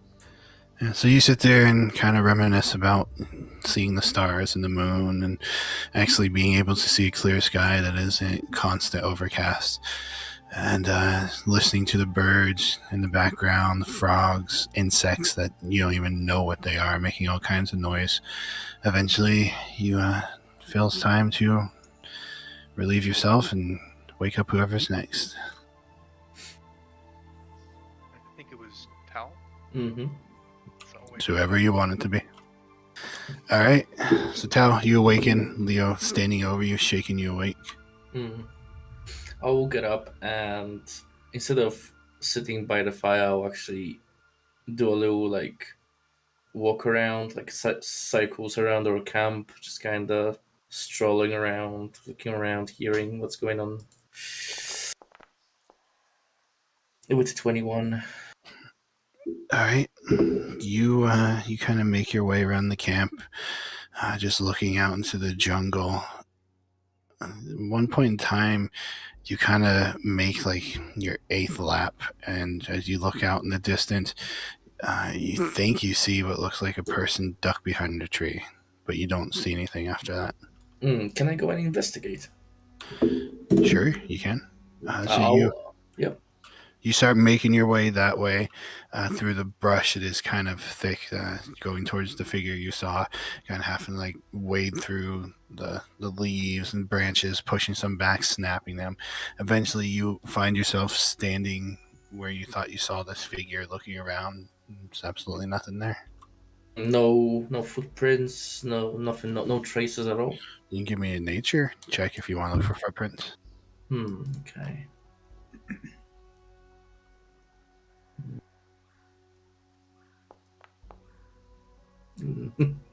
You crouch down and you kind of like start looking where you thought you saw the figure, and it just seems like undisturbed ground.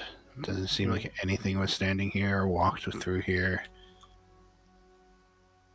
I'll come back to the camp and wake up Gabris. Gabris, just a heads up. I had a feeling like I saw someone watching us from a distance, but upon investigation, I have not been able to find anyone. But just to be cautious, be on your guard. Did you see somebody, or did you have a feeling that somebody was watching you? I thought that I did see someone, but upon investigation, there was no one. So could have been anything from my imagination to a ghost to an actual person, but just be on your guard. Frankly, I find your imagination much more terrifying. And on that note, laughing, you will go down and sleep. All right. Was it even his end of his watch? Yeah. Oh, it was. Yeah. Okay. All right. So go ahead and give me your perception check. Ba-ba-ba-ba. It's shit. Hey. You once more go back to just taking in these delightful birds you're seeing. I mean, it's been a while since you've seen birds outside of your vision. So as you take the time to just take in their beauty and their habits, watch what they do, eventually you think you're starting to get tired and probably should go and get the next person. Did Natasha or did I get woken up? Because I thought I was on third watch. No, only woke up Gabris. And who was the last one? Was it Shadin? Whoever you want. Yeah, it was me. Alright. Right. I'm half tempted to just walk over and wake up Natasha instead. But I don't want to die because I feel like she will kill me in my sleep. So I'm gonna go wake up Shadin. All right. She's giving you the vibes that she's kill you in your sleep. I feel like Natasha's if I kind of fuck with... she's kind of intense. I feel like if I push her too much, I will wake up with a dagger in my neck. It's not an insult. It's just you're kind of intense.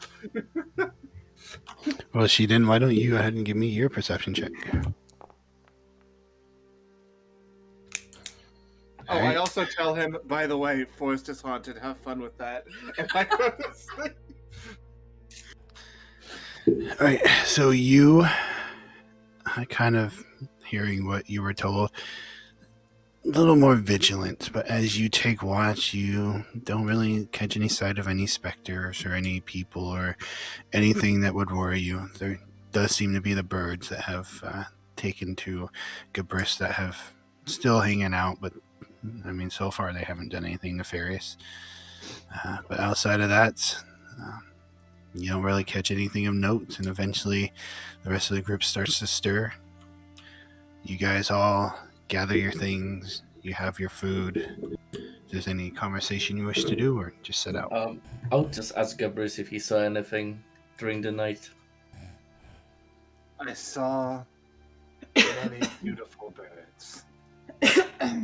That's not much of a help. No, but we also didn't get attacked. Yet. And there really isn't a yet. There's just a eventually.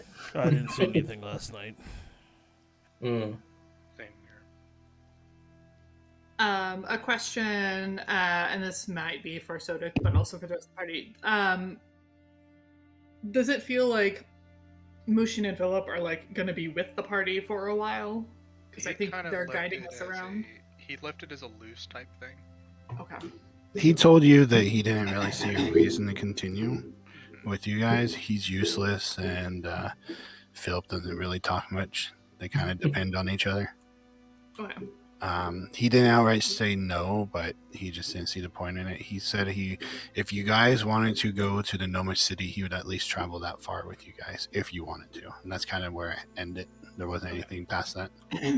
But like, still for a little bit, probably. Yeah, and I think Philip doesn't talk much. That's an understatement. it's kind of hard to do that without your tongue. Yeah, that's true. At the least, he's going to have to travel back with you guys to the ship if you decide to go back to that, even though the ship didn't say it would wait. But if you decide to head back that way, I mean, unless he decides to hang there, he's probably going to travel past this with you guys. Okay. Val will let you guys like kind of know that and she'll gesture a little bit towards Tasha for the sake of things that you guys might want to at least be aware of. We left a city in shambles that's got a bit of a deadline on it. And she'll kind of gesture towards like the bit of the scar that you guys can see a little bit on her neck. And she says, I don't know how long or when this deadline is, but I've got one. I don't know how long that's going to be, but at some point, whenever this gets too big, that'll probably be my deadline too. Define deadline. Is there any particular way you want us to bury you? You want to be burned Leo, on the just ground, just eaten? bombs. Just We're not usually hear it now. I'm just relying the options. What do you I don't want to know. do with the I youth don't know again? what I don't know what her religion is. Furthermore, more pertinent question. So, if that gets too bad, you are simply going to keel over and die functionally. That's what I understand. Yes, and like she kind of trails off because that was not a question that she was anticipating about being eaten.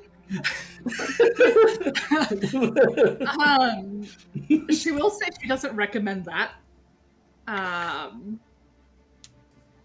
Not for like her sake, but she doesn't think that would be good for y'all's sake. And she hasn't really thought that far ahead. Is there a chance that you will be raised from the dead? Because we probably shouldn't allow a zombie to be let loose. She really doesn't know. But I mean, fundamental questions first. What is it exactly? She just kind of shrugs and like she doesn't know. She's had it. It's been like a thing that she's had, I want to say, for like probably 20 years or so. When she was younger, she had pretty reliable access to very, very well-renowned like people that were good at healing. Probably a couple of druids. And correct me if this is a little bit out of line, by the way, so I think that she probably like had a little bit of, or like it was provided to her, I guess, really. None of them were able to do anything with it. It hasn't like done a whole lot to her, but like ever since end times, right? Like it's been getting. It doesn't get bigger that much faster, but it's been increasing in like its rate ever since all of this has started. And say again, how did you get this type thing? How did you get the wound, I should say? She's quiet for a minute before she just says something attacked me when I was real young. I'd like to do a medical check. That's understandable. I got really messed up with things that attacked me when I was really young. What sort of being would do something like this? Can I discern? You look and you see a scar that is just this black color, and as far as what type of creature's done it, you have no idea. Hmm. You never heard of anything leaving a wound like this, even all your years as fighting other things. Hmm. So, what does this scar necessarily react to? You said it's been getting worse since the end times, so. When we went downstairs in the fortress, and we stepped on the, whatever we want to call it. The flesh floor. Flesh carpet? No, Fleshland? no. She just immediately vetoes. What did you rather call it? It's exactly what it was. No. It licked me. I could feel it when I stepped on that. It gets a little bit bigger every time I pop my wings, so I don't use them. Okay. Mushin, have you heard anything about this before? I have not, but a lot of strange things have happened since APEP has started making its way into the world. There wasn't any rumors or fork tales or stories or anything like that about monsters leaving a wound on somebody and causing something to them? This exactly no, but stories of them, you've seen firsthand the things they do to people's bodies. Well, I think we can say with some amount of certainty it's obviously tied to your nature, obviously. So, Question: do our characters know much about what gnomes are? I'm assuming we know basic, like. yeah, probably. Yeah, We know what gnomes. a gnome is. Gnomes are common. I mean, what exactly are you I'm wanting talking to know? about, like, since I played a gnome last campaign, would our characters know that gnomes are very, like, sensitive towards, like, their books and stuff like that, and they're Yeah. more of a knowledge-based type race? Yeah, you would know they're kind of industrious, steampunk, but very, very reclusive, keep their secrets hidden race. Maybe I mean, that's really wide open knowledge. Okay. Maybe if we go to this gnome tower, they might have some sort of clue on seeing what your condition is, or ascertain what's like, we know what's causing it, but like how to cure it. I can I bribe hate them with food. I hate to speak up here about this, but while I do, of all of you, I've been with Val the longest. We sadly, none of our lives are worth the world ending. I think we need to focus on that task at hand. I Belle's think gonna that kind looking. of like posture towards that. She's also like, she doesn't seem like that's a thing that she really believes is gonna happen. Like, this is a thing she's had for like 20 some odd years, and this is the result that like she's been told and that she's just kind of accepted is gonna happen. So if we go, that'll be fine, but like she's not gonna go out of her way to Well, like do it. The only reason why I suggested it was because Mushin here said something about an airship, and that would probably be a lot easier to use and get around finding these rods. Assuming from the stuff that we ascertained from Mushin so far is that these rods are not in one location, they're kind of scattered about.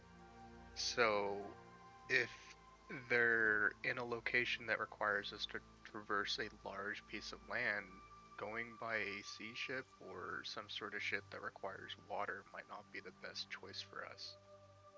Which is why I'm suggesting to go ahead and do the airship idea. Since we're going to be there, we can try seeing if we can find any knowledge to seeing how you got this type of wound and why is it causing it, just in case if we happen to run into that type of creature or scenario with our own bodies, we can be aware of what's going on. Very true. And Natasha, you say that nobody in this party is worth the world ending for. I don't think that us dropping by to make sure to just check in to see if we can help one of our teammates is going to necessarily do that, because the way as I see it, all of us need to be looking out for one another, especially in these times. Well, I'm just saying we shouldn't stray from the main path, and we shouldn't take more time than is needed. I absolutely agree. We are on a tight schedule.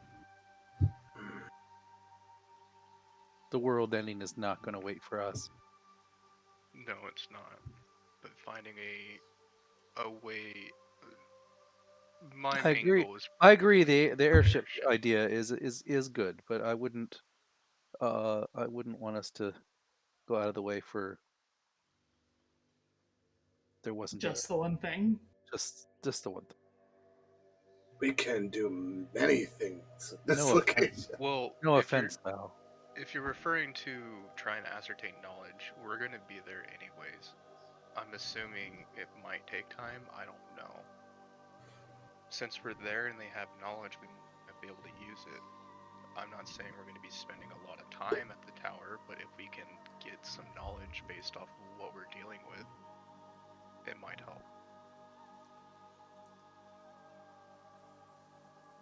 I'll kind of shrug and say, I'm not going to get my hopes up. I don't think that it's good for you guys to get your hopes up either. At least not this.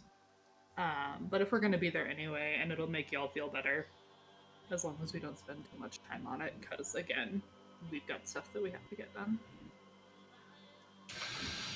Motion says a bridge to cross when we get to it, at the least. Mushin, by the way, did your airship crashed in like a cliff mountain area? No, it was more south. Philip and I dragged the only remaining body after our torture ended north and found the cliff. That is where we left the champion. Okay, because on top of the white granite tower, I did see off in the distance about a day's out on our way that there was a cliff or a mountain. Does that happen to be where we're going? Indeed, it should be a cliffside that we will come to about another half a day's journey now. All right, so I figure you guys were talking as you walked, so no delay in that. But as you guys kind of fall silent and just dwell on the thoughts of the conversation you had, people's morality and the task ahead and options and things to do. How to bury somebody, you know, the usual stuff. Yeah, you guys can. What? You guys continue in your formation. Go ahead and Tal. Go roll your nature, and anybody else keeping watch out, give me perception. I will help Val. Oh, we did take a long rest too. Sorry. Yeah. I imagine she'll probably be in her head for a little bit, because it's not a thing that she, like, chit-chats about a whole lot, so she probably won't actually be paying enough attention, but if you want to help somebody else. No, you would be the only one I'd help. Best friends, ride or die. Right. That really stabbed me in my sleep. You guys continue onwards. You don't really come across anything that attacks you, anything threatening or dangerous.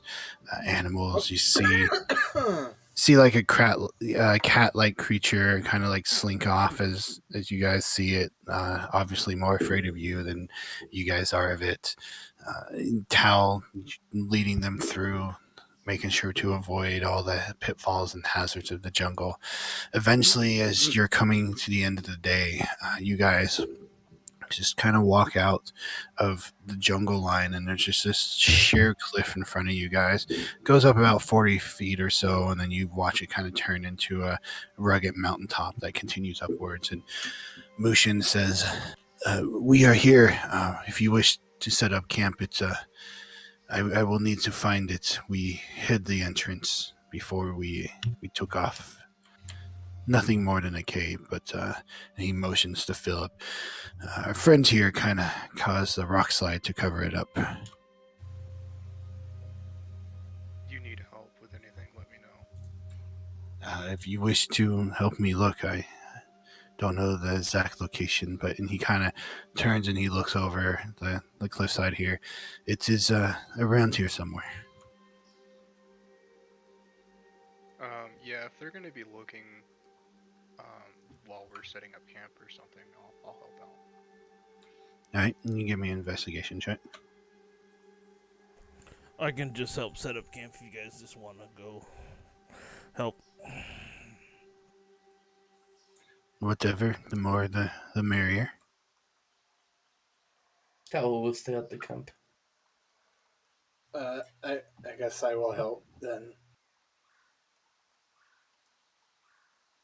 All right, you can go ahead and give me an investigation as well. The one eye skill I'm not proficient in. Fuck!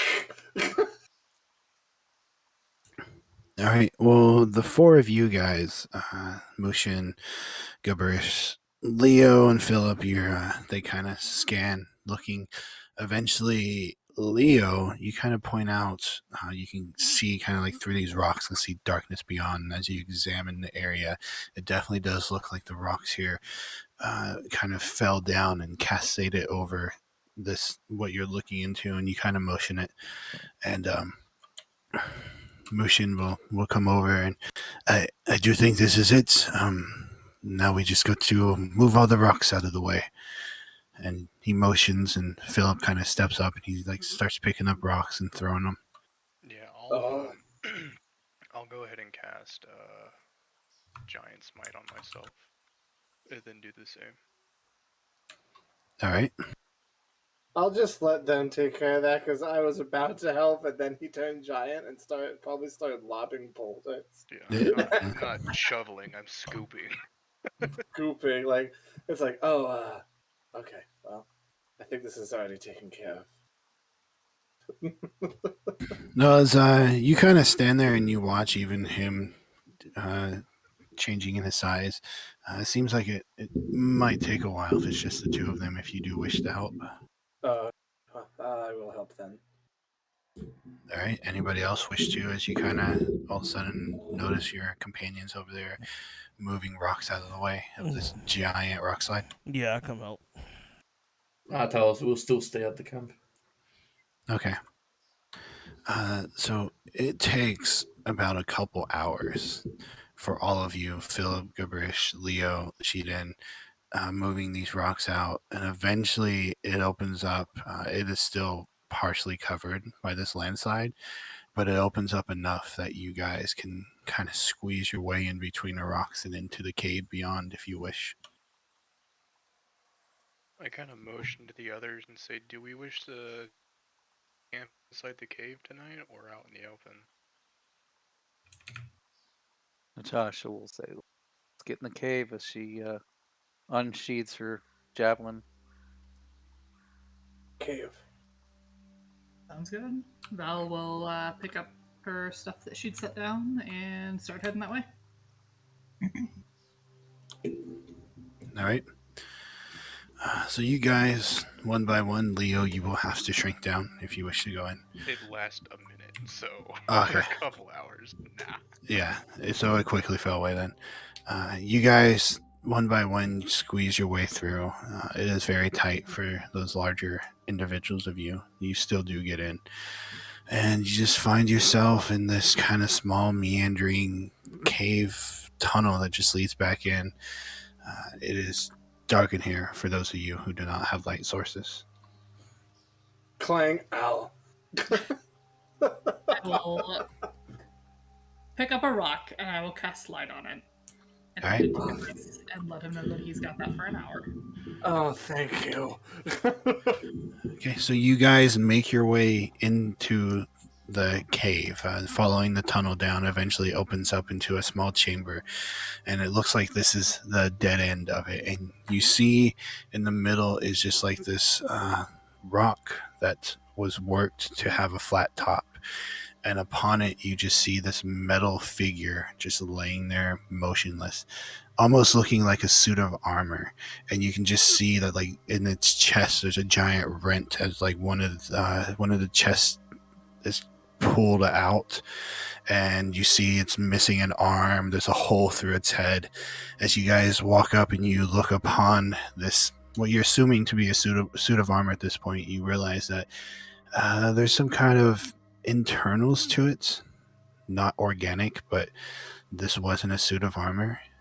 And you also notice on the chest that isn't messed up is like half of a face of what looks like a head that has a falcon, a human head that has like a falcon face to it. And motion. Check the back of its neck. Okay, what are you looking for? I'm joking. That's All right. metagaming. Motion will motion and say, Lex, the champion. And he kind of, you just watch as he goes silent, and with reverence, he kind of looks over him. And then he shakes his head. My apologies. I'll get the pieces of the staff for you. And you watch as he moves around and he goes to the other arm that is still fully intact, and he starts messing with it. And then you see this compartment pop open, and he pulls out what looks to be part of a staff. And he holds it out and says, well, this is what we came all the way for. It is yours now. What does the staff do currently? I do not know. It was the champion who used it. I'm sure if you spent time with it, you could figure it out.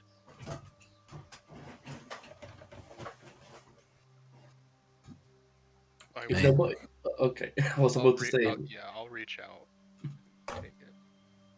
All right. You take it. You can kind of feel like a surge, tingle, and this faint wafting smell of iron as you take hold of it. Telltale signs of something that is magical, and for you to sense it like that is probably pretty steeped in magic.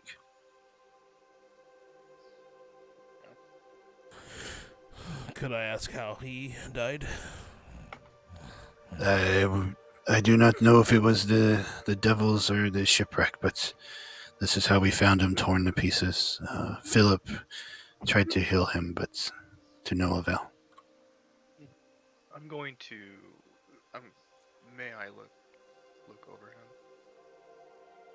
I'm trying to ascertain if he was attacked or not. If that's all right. Please don't touch, but yes. How long has he been dead? A few months now.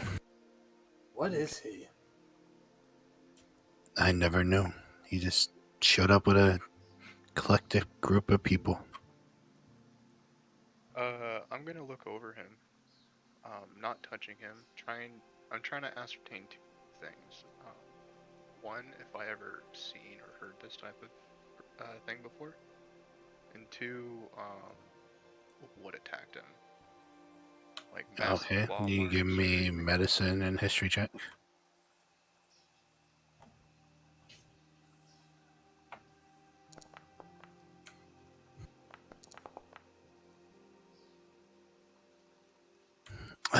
You kind of look over him. You see, like, it's the part of his chest that's ripped outwards.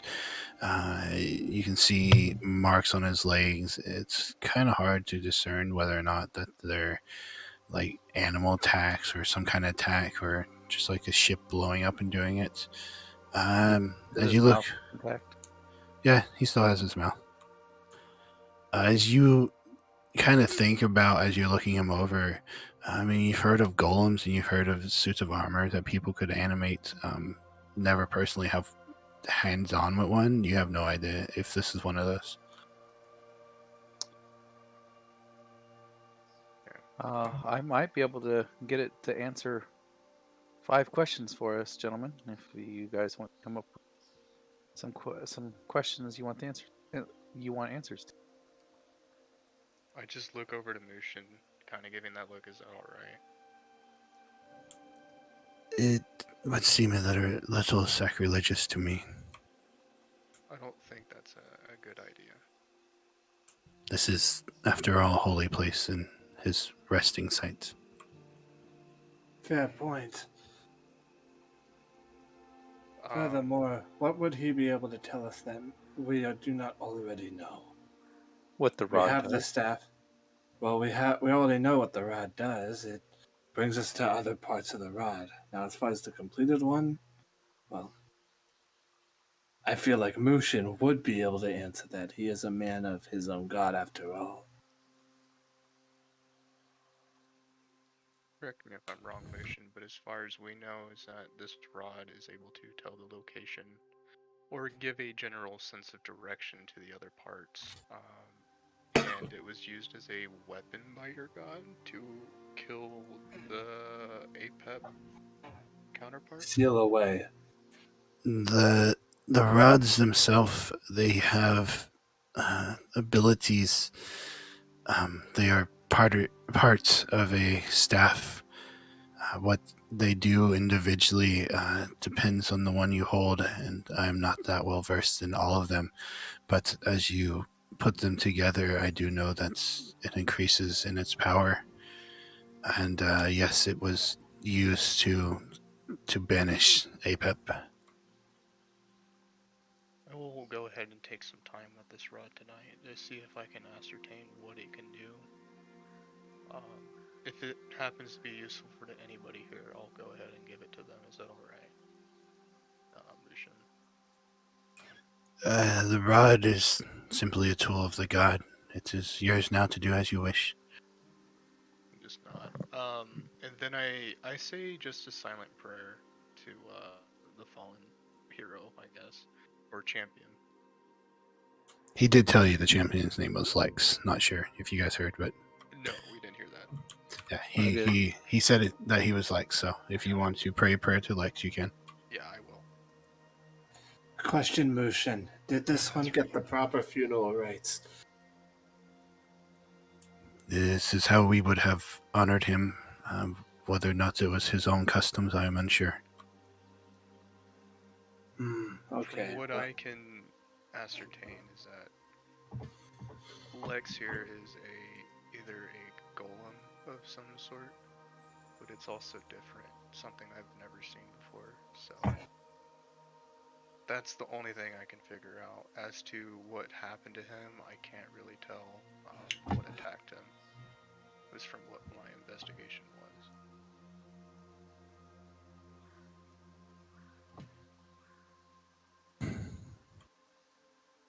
Well, if you wish, spend time with the rod and sleep, Philip and I can take first watch for the night. Thank you. And yeah, I'll take some time with the rod. All right. The room is big enough if you guys, I mean, it's going to be kind of close, but if you want to, you can set up in here. But he will motion to Philip, and they kind of wander up the way, and you can see him just kind of sitting there at the entrance where the hole is, taking the first watch. But what are you guys doing? Well, waiting, just playing with my drink for my. I'm gonna take fourth watch again. Okay. I'll help with the light, and then the light goes out, and there's like a brief pause, and it's like, actually, I think I'll find a corner. Actually,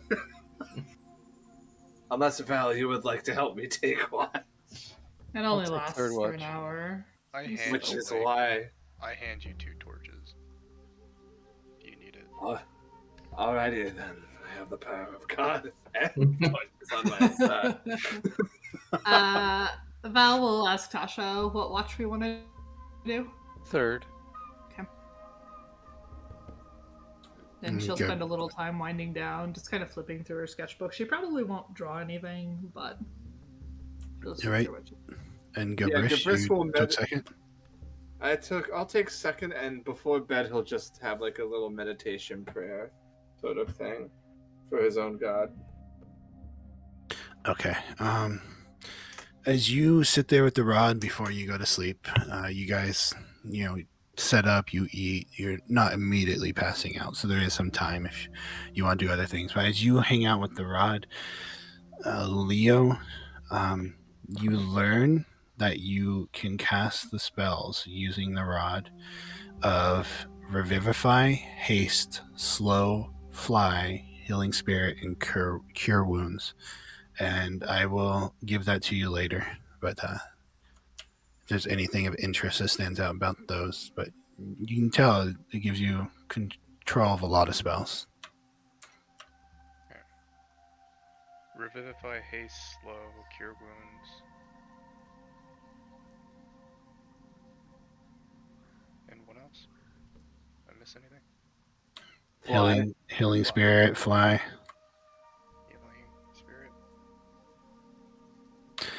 So it has number of charges equals to how many pieces you currently have. So right now you only have 3 charges. And you can use that to cast any spell, regardless of the level that it is. Got it. 1 per spell. But anyways, you guys all go sleep for the night. After you wind down, you eat your food, and slumber takes you. And as you're all sleeping, you find yourselves collectively in a large valley.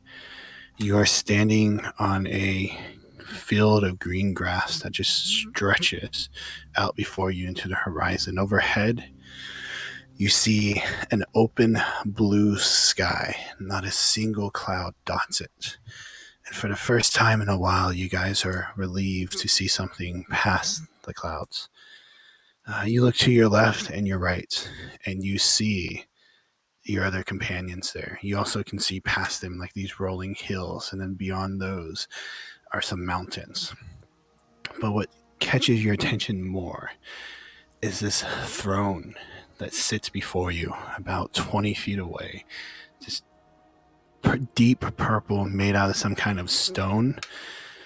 And the seat of it, the back of it, the arms have this red material, fabric, this very rich red. And you see this figure sitting on it. And upon seeing you, he stands up and starts to approach you. As they are walking towards you, you watch as this long black coat that has like this golden trim all the way from the neckline down to the bottom around the hem of it. The sleeves are trimmed in it. The collar of it actually kind of goes halfway up his neck and then folds back. It is a very elegant robe or coat. And the figure stops in front of you, only a few feet away, and you see what looks to be a human male with this very fair, pale skin. His long black hair curtains his face. And as you look at his face, regardless of your preferences or your race, anything, you're looking upon a being that all of you think is the most beautiful, the most handsome person you've ever seen. And you're kind of speechless as you look him over. And then finally, he speaks in a voice that is so smooth and honeyed, so splendid that your hearts all just ache a bit. And he just, with a curious look on his face, interesting. As I grow closer, I can feel the presence of the rods. Yet this one all of a sudden starts calling to me like a beacon. The magic that hid him from me suddenly dispelled. I take it you possess more than one, probably even reforged them. Maybe you found them like this. Do you even know what it is you hold? And as he says this, you suddenly find yourselves compelled to answer the question. Just this handsome man with this very soothing voice. You just want to answer what he's asking you. Shall we go down the line then?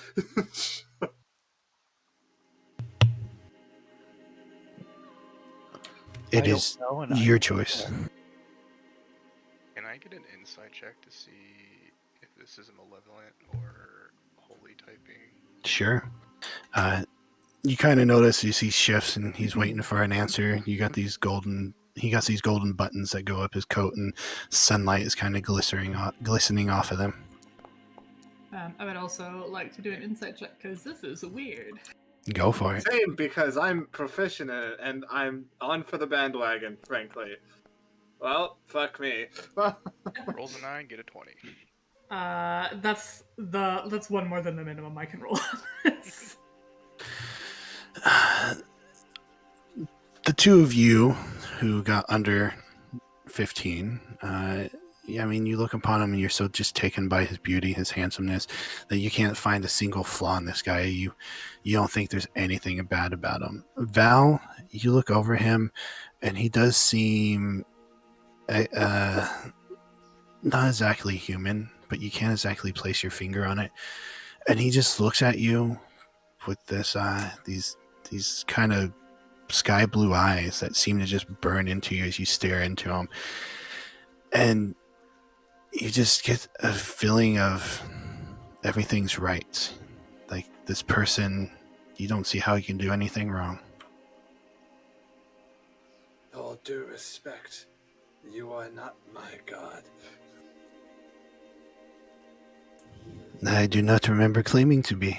Just asking if you know what you have. Tell me, what do you plan to do with it? I'm aware of what it is.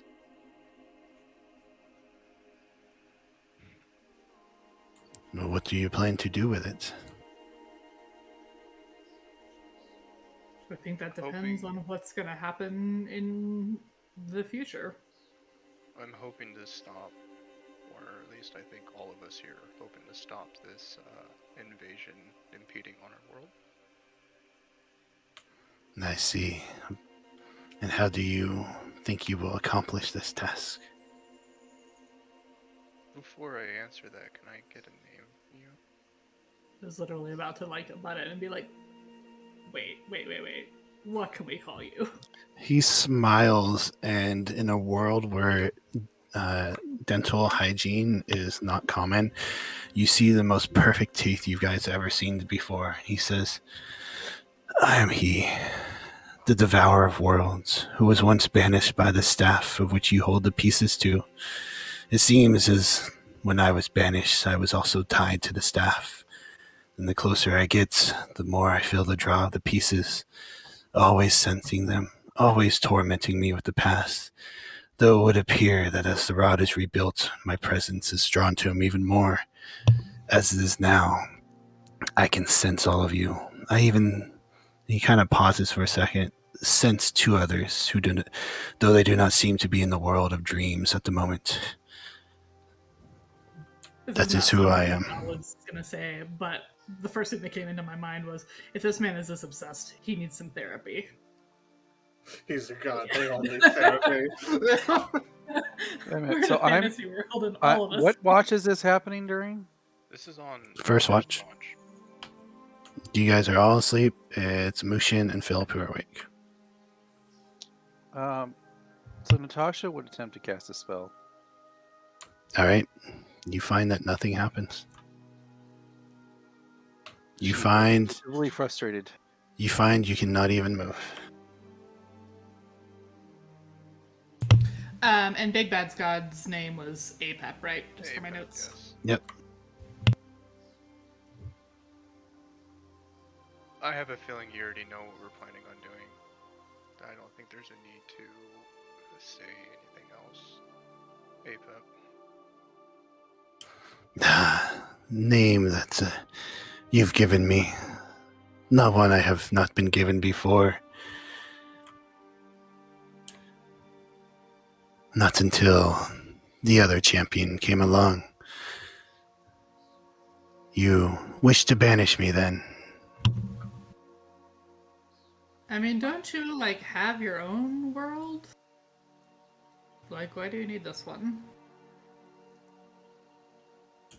I do not come to take a world, I come to free it.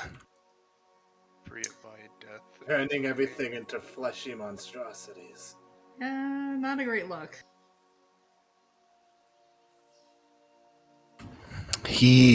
At that moment, he just waves his hand, and you guys feel like this phlegm kind of collecting your throat, and you try to clear it, and you can't. And you can't even make any noise as you find yourself silenced. And he says, so you will come to vanish me then. I can tell you that you will fail. Many have come before you, and they have all failed too. Even if you manage to complete your task, you won't stop me. I will return as I have 1,000 times before. Even your Apep, or your his Loomis, couldn't stop me. And then I will devour the world. And what would you do? Continue this cycle? And for what? So you can all suffer in your own ways? And he motions with a hand towards you, Tao. And he says, you, what kind of world is it that you seek? A world where your cubs will follow in the footsteps of their doting father? A life living in squalor, having to throw their bodies on the line, having to kill or risk being killed simply to eat? A life of senseless death and suffering, all for a few coins and scraps of food? This is the ideal world you wish to return to? And you, and he motions towards you, Natasha, you would wish to return to a world where men use religion to their own ends, a world where young girls are stolen away to be abused, then twisted into an ideal of love that only caused her to kill helpless people, to kill innocent children. This is your ideal world, to return to suffering and manipulation at the hands of men with evil hearts. How about you? He motions to you, Leo. You think what my army's cause is uncalled for, yet you, a soldier, would return to a world of endless war? This is not new to you. You've seen this kind of suffering and destruction before, at the hands of men, elves, and dwarfs, and other races. You don't have to suffer. You only do so because you refuse to surrender and let the suffering end. Yet what consolation do you humans offer? You give no quarter to those who surrender, and once you are done destroying one kingdom, you move to the next. This is the world you wish to return to, one full of war and suffering at the hands of your own kind. And you, holy man, and he motions toward you, Gabrish, what is the life you wish to return to? One where undeath runs rapid? One where you refuse people to pass on to their lives after death? Don't you wish to embrace the embrace of your goddess? Then why deny that sweet rapture of others? You would have said that they suffer from sickness, that they suffer and died from disease. You would rather that they died to cruel men and torture. You would deny them all that for your illusion of life. You wish to turn to a life where children are murdered at the hands of evil beings and brought back to suffer as monsters, not allowing them to move on to the bliss. That's the world you wish to fight for? And you two, and he motions to you, Shiden and Val. You two have more in common than you know. High expectations heaped upon your shoulders, expectations of good and righteousness. Whose righteousness? Those who tell you it's right? Sorry, 1 second. It's okay. Those who tell you that it is right, expected to be tools to throw yourselves into the grinder for the gains of others. And to what end? So you can preserve a world where war rules every kingdom, and he kind of motions to Leo when he says that. A world where young women are abducted and abused and twisted into immoral creatures, and he motions towards Natasha as he says that. A world where barbaric men run around killing each other just to feed themselves, and he motions towards Tal. All because some god told people that this was the ideal life. That's the world you wish to save, and he motions to Gabrish when he says that. I offer a world free of all that. Yeah, you'll have to die, but isn't death worth the life that awaits you? Isn't that what your religions teach? I wouldn't end it. I would end it all forever. No more suffering, no more pain, no more war. A life better than what you would offer. A life where the sick games of these gods is ended and everyone can once and all be happy. Yet you wish to stop that. All I offer is an end to the wickedness. If you don't wish to suffer, you simply just need to fall upon your weapons and embrace the life that awaits you after this. I won't be stopped. All you can do is delay the inevitable and bring more suffering and more wickedness than I could ever bring. You think what you do is righteous, but you only do that because of what you've been told. You're all fools if you think you're going to win. And you watch as he brings his hands in towards his chest and he throws them out towards you guys, and you are just flung backwards, and all of a sudden darkness envelops you. You look to your left and right. Your friends aren't there anymore. You're just falling through this bleak void that just seems to go on. Hours, days, years pass. You just seem like you've been here forever falling. And then suddenly you hear this whistling behind you. You can hear the ground approaching as you're getting closer and closer to it. You start to brace yourself ready for the impact, and it just seems to linger. And all of a sudden you all just sit up out of your sleep in your beds, panting and sweating. That feeling of the fall, getting ready for the impact, lingers for a second. And then those of you with dark vision, you kind of look around as you can see the rest of your group also awake, sweating, panting, and you also can hear Mushin and Philip kind of like make their way down the tunnel as you guys sit up gasping. And he says, "Is everything okay?" I think we I would just like met, to. Okay, Ava. go on. Yeah, I would like to bonus action rage. Fucking And- heresy! And you remember that head I had in the net? I'm gonna pummel it with my axe until there's nothing left there, screaming and shouting and roaring around. All right. So as you guys waken from this collective dream that you all shared, having the same experience, hearing the same things, you watch as Tal just starts just beating up on the head. I'm gonna reach over to Natasha and just like look at her to like ask if she's all right. I was hoping that was the end. I She think looked Val just slightly kind of disappointed. nod. I'm gonna go try stopping Tal. Okay, you go over, still shaking yourself from the experience you had, but I mean, Tal, you kind of feel Leo there. He's urging you to stop. Do you keep going? I would like to just kind of. I'm not gonna use my axe, but I'm just gonna wave my arm towards him, like kind of pushing him away. I don't know if you want me to roll athletics for that, or or is it just a gesture? But If you're just gesturing, you don't have to roll. yeah, I would just wave my hand around and just shout, "Never wanted to kill someone so bad in my life!" I was hoping you were gonna check. To be honest with you, I was gonna try something.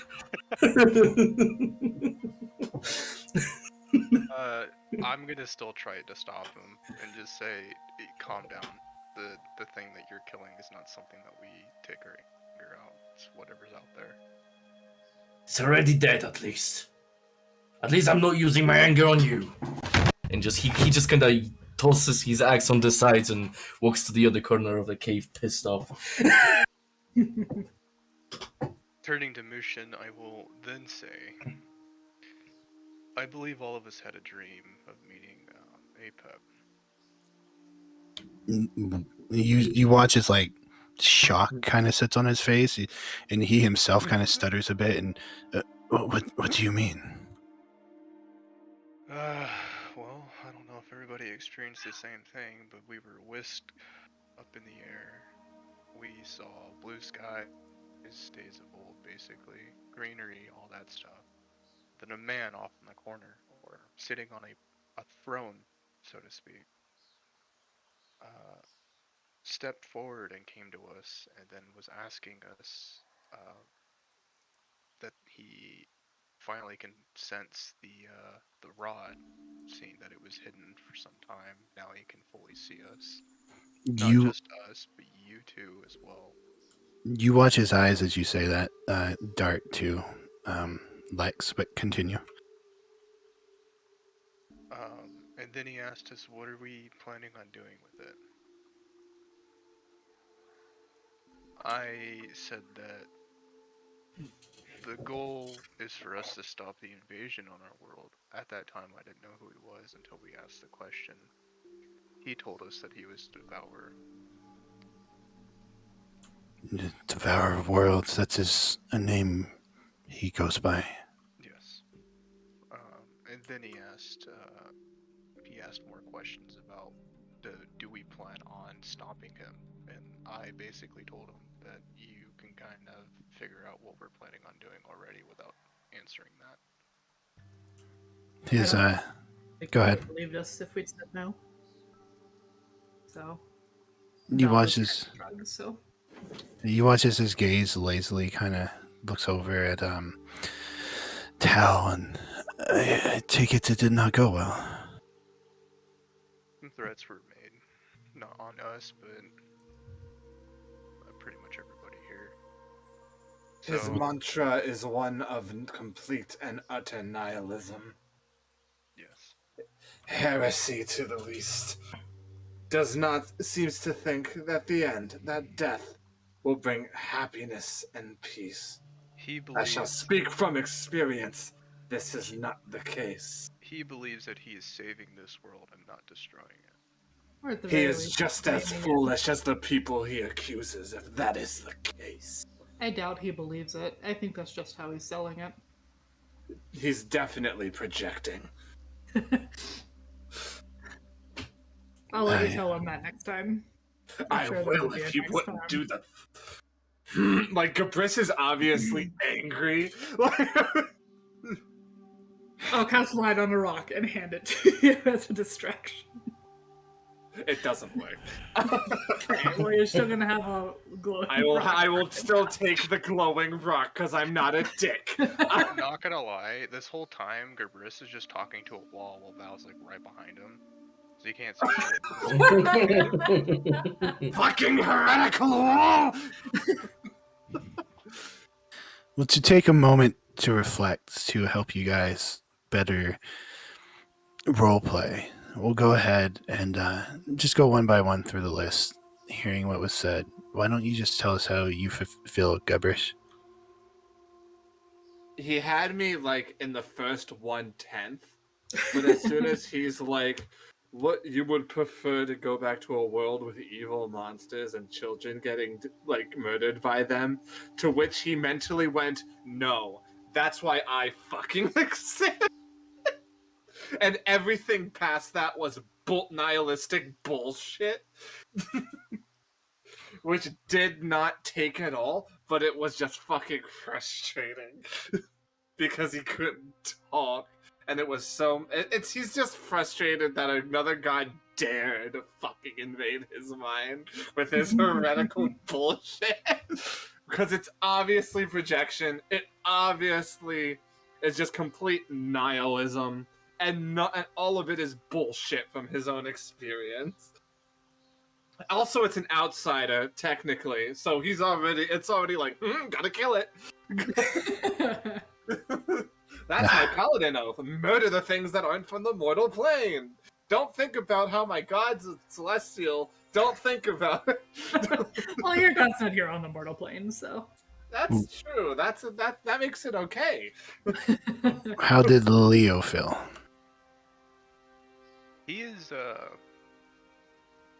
he's kind of torn between the two feelings that he's feeling.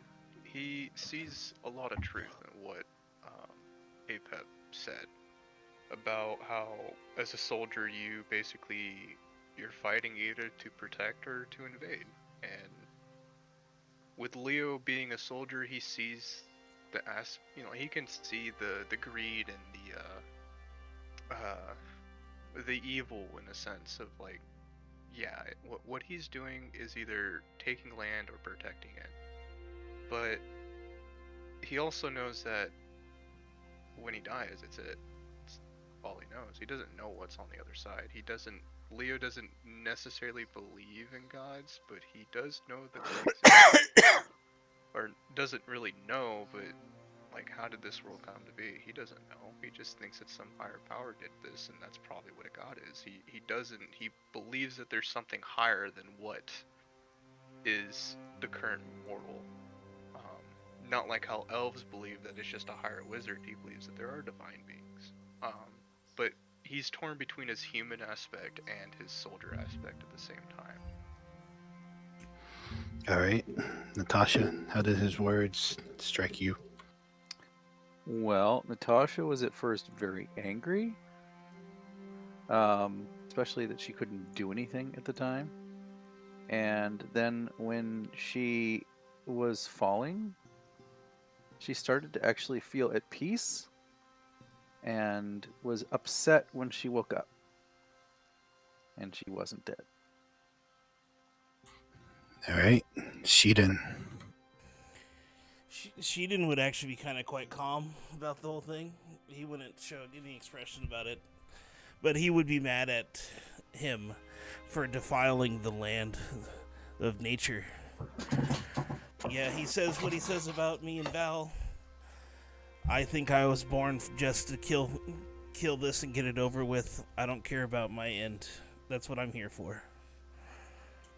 All right. The earth is more important than me. Tal, how are you feeling? There is a similar feeling to what Gabriel said. However, on a slightly different angle. I feel like I wouldn't say the first half of what he said. There was just this power and authority illuminating from him, and Tao just felt like, I want some of that. I want to be strong. I want to be on that throne. I want to be the king of Django. Just don't Hope lose you've your got plans on accent. how to make him turn into a god. Let's go. But then when he started talking about like, oh, we don't have choices, and people just doing whatever others says, it's just like it hit the different note because Tao is a strong believer of freedom, and he feels like, well, yeah, he technically does it because the king asked him to, but not because he wants to save the king or the fucking kingdom. He's doing it because he doesn't know any better on how to save it, and he does it only for his people and his family. So Apep, fuck you, you know nothing about me. Basically, hey man, high five. Yeah, and it's like to Tao, it's like, yeah, there've been wars, there've been sicknesses, and there've been cruelty for hundreds of years, and we dealt with it somehow. And he forgot to mention all the good that we've encountered in our lives. He just focused on the bad, and Tao picked up on it in the final conclusion of what he was saying. So he is extremely pissed off at him, and he imagined that the head he completely pummeled and ruined his beautiful net, his apex. This is why Tao and Gabriel are friends. Anyway. How does Val feel?